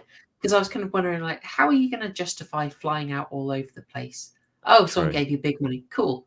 And then they build on it again by giving you some very interesting information about the donor. That was absolutely fantastic. Yeah. Oh, absolutely. I mentioned this to you while I was listening to it, and I'll mention it to the chat now. I loved, as I was listening to the first two episodes, I'm sitting there and I'm thinking, this Matthew isn't really pulling his weight. He's not really doing that much apart from sort of reporting back. And then in episode 3, he comes out and he's like, you know what? I haven't really been doing that much. And I'm like, what? Like, so now it's my turn to start pulling some weight. I'm like, brilliant. You acknowledge your own faults. Brilliant. Yeah, that's a little thing, just like really clever writing like that worked for me. I am deducting. I'm only deducting 1 burger for format breaks, which are kind of unavoidable. So it's not like a massive problem for me.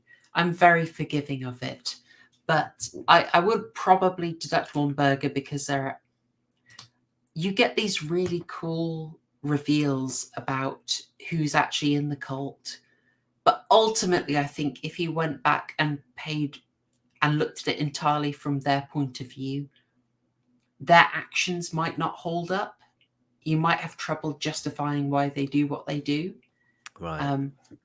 It's something that hits you only at the end. You're like, oh, hang on. Why would they do this? So I am deducting a burger for that. Begrudgingly, because frankly, I love the story. I love the surprises being delivered. I feel like I'm giving a bit of a cop-out. Like, it had a good effect on me, so it doesn't matter if it makes sense. Have you seen Fez's review? Haunted Palace gets 12 delightful, tender, and intimate burgers of Wagyu beef for Vincent Price's gloriously tailored wardrobe, tragically omitted from your critique. Podcast gets 0. Appalling hoodie. Yeah, I don't think I said enough about the... I mean, I did say Fez. I think Vincent Price basically carries the film.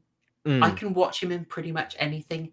Like, I really should have been annoyed at Theatre of Blood, but Vincent Price is just having such a good time that it worked for me. And in this, he has got an amazing wardrobe. He is rocking it. So yeah, the style of Vincent Price is worth those 12 burgers. Oh, absolutely. So yeah, we should probably have praised it a little bit more. But yeah, so my score is going to be 11 out of 12. As for future viewing, There are 2 further seasons of the Lovecraft Investigations. They did rebrand it. It was originally saved as a Mystery Machine, and then they realised that's going to be a pain in the butt to find, so they Yeah. rebranded it sensibly. Not only that, but you've got Scooby and Shaggy. I know. They also did a really cool thing at the end of, I think, season 2. I think I saw Needle and Fur mention it. They had a bonus episode that was basically just static. And if you listen to it, if you were patient, you can make out some voices. Right. Oh my God, chills up the back. I'm sitting here in a pitch black room, by the way, Horrorshow. You're not helping. So, is it still Matthew? Is it still Matthew and Kennedy and those ones as well? Matthew and Kennedy continue.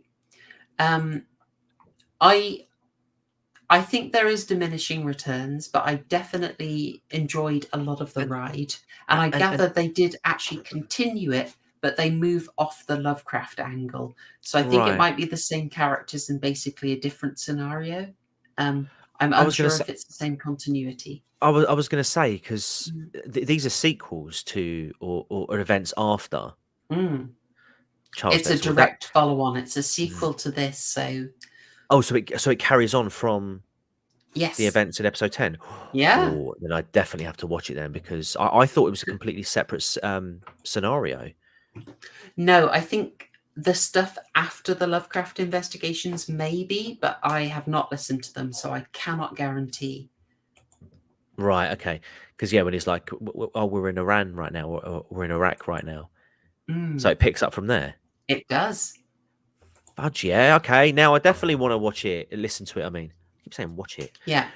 If you enjoyed this, and I'm pretty darn sure you will have. I've seen those scores come in. Give the other series a go. I don't think they're terrible. I had a good time. It's so hard to compare to this debut, which is just such a winner. All right. Oh, and Needle and Fur is confirmed. 30 minutes. Oh, it's such a troll, but they did actually make it worth it by hiding stuff in there. Oh, white noise. Someone called Kiefer Sutherland. I'd call Michael Keaton personally. Yeah, I think it's a Michael Keaton movie, isn't it? Yeah. Okay, thanks. Well, we're calling it quite early this week, but blame Haryan. Of course, I always do.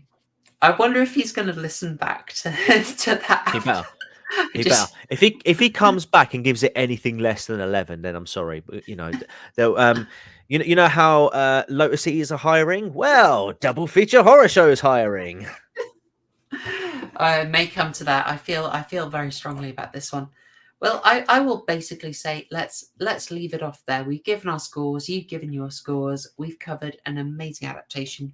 Folks, if you don't know, the final part of our first Lovecraft arc is next week. And we are going to be covering the excellent... Oh, James, is that a cat? Are you paying the cat tax? I love it. I love it, after mate. a stray, I think. Or like a stray cat for an 8-week-old. I saw it earlier in the chat. Appreciate that. Mate. Oh, that's a lovely cat. Okay, next week, finishing our arc, I wanted to give you guys a grounding in more traditional Lovecraft, because we're going into something that is inspired by Lovecraft. We're finishing off this with In the Mouth of Madness by John Carpenter. Oh, that's because of course we are. I haven't seen it, haven't heard of it, but you mentioned John Carpenter. I'm in. You son of a bitch, I'm in. We have a new guest, a really interesting chap called Simon Roberts, and I offered him the choice, and would you believe it, he went straight for the Carpenter, because everyone goes straight for the Carpenter. Good man. Good man. Who wouldn't? So watch 1994's In the Mouth of Madness with Sam Neill, and before we discuss that, Sam Neill as well.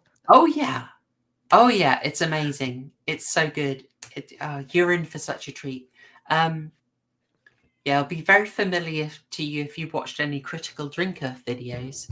But before that, I will also be dropping you a nice bit of Pride Month appropriate BBFC history. Maybe not the kind of content they expect for this time of year, but something actually fairly relevant that I think will be interesting. And I've been waiting to talk about. So BBFC history and In the Mouth of Madness next week. I'm spoiling you guys. Dom knows it. Dom's on board. Absolutely. Fantastic stuff. Right. I'm going to leave it there. I'll be thanking Haryan. I'll be thanking you, TCG. I won't be thanking Haryan, but I will thank you for having me on as always. Absolutely. I'm so glad that you guys liked this. That was absolute joy to me.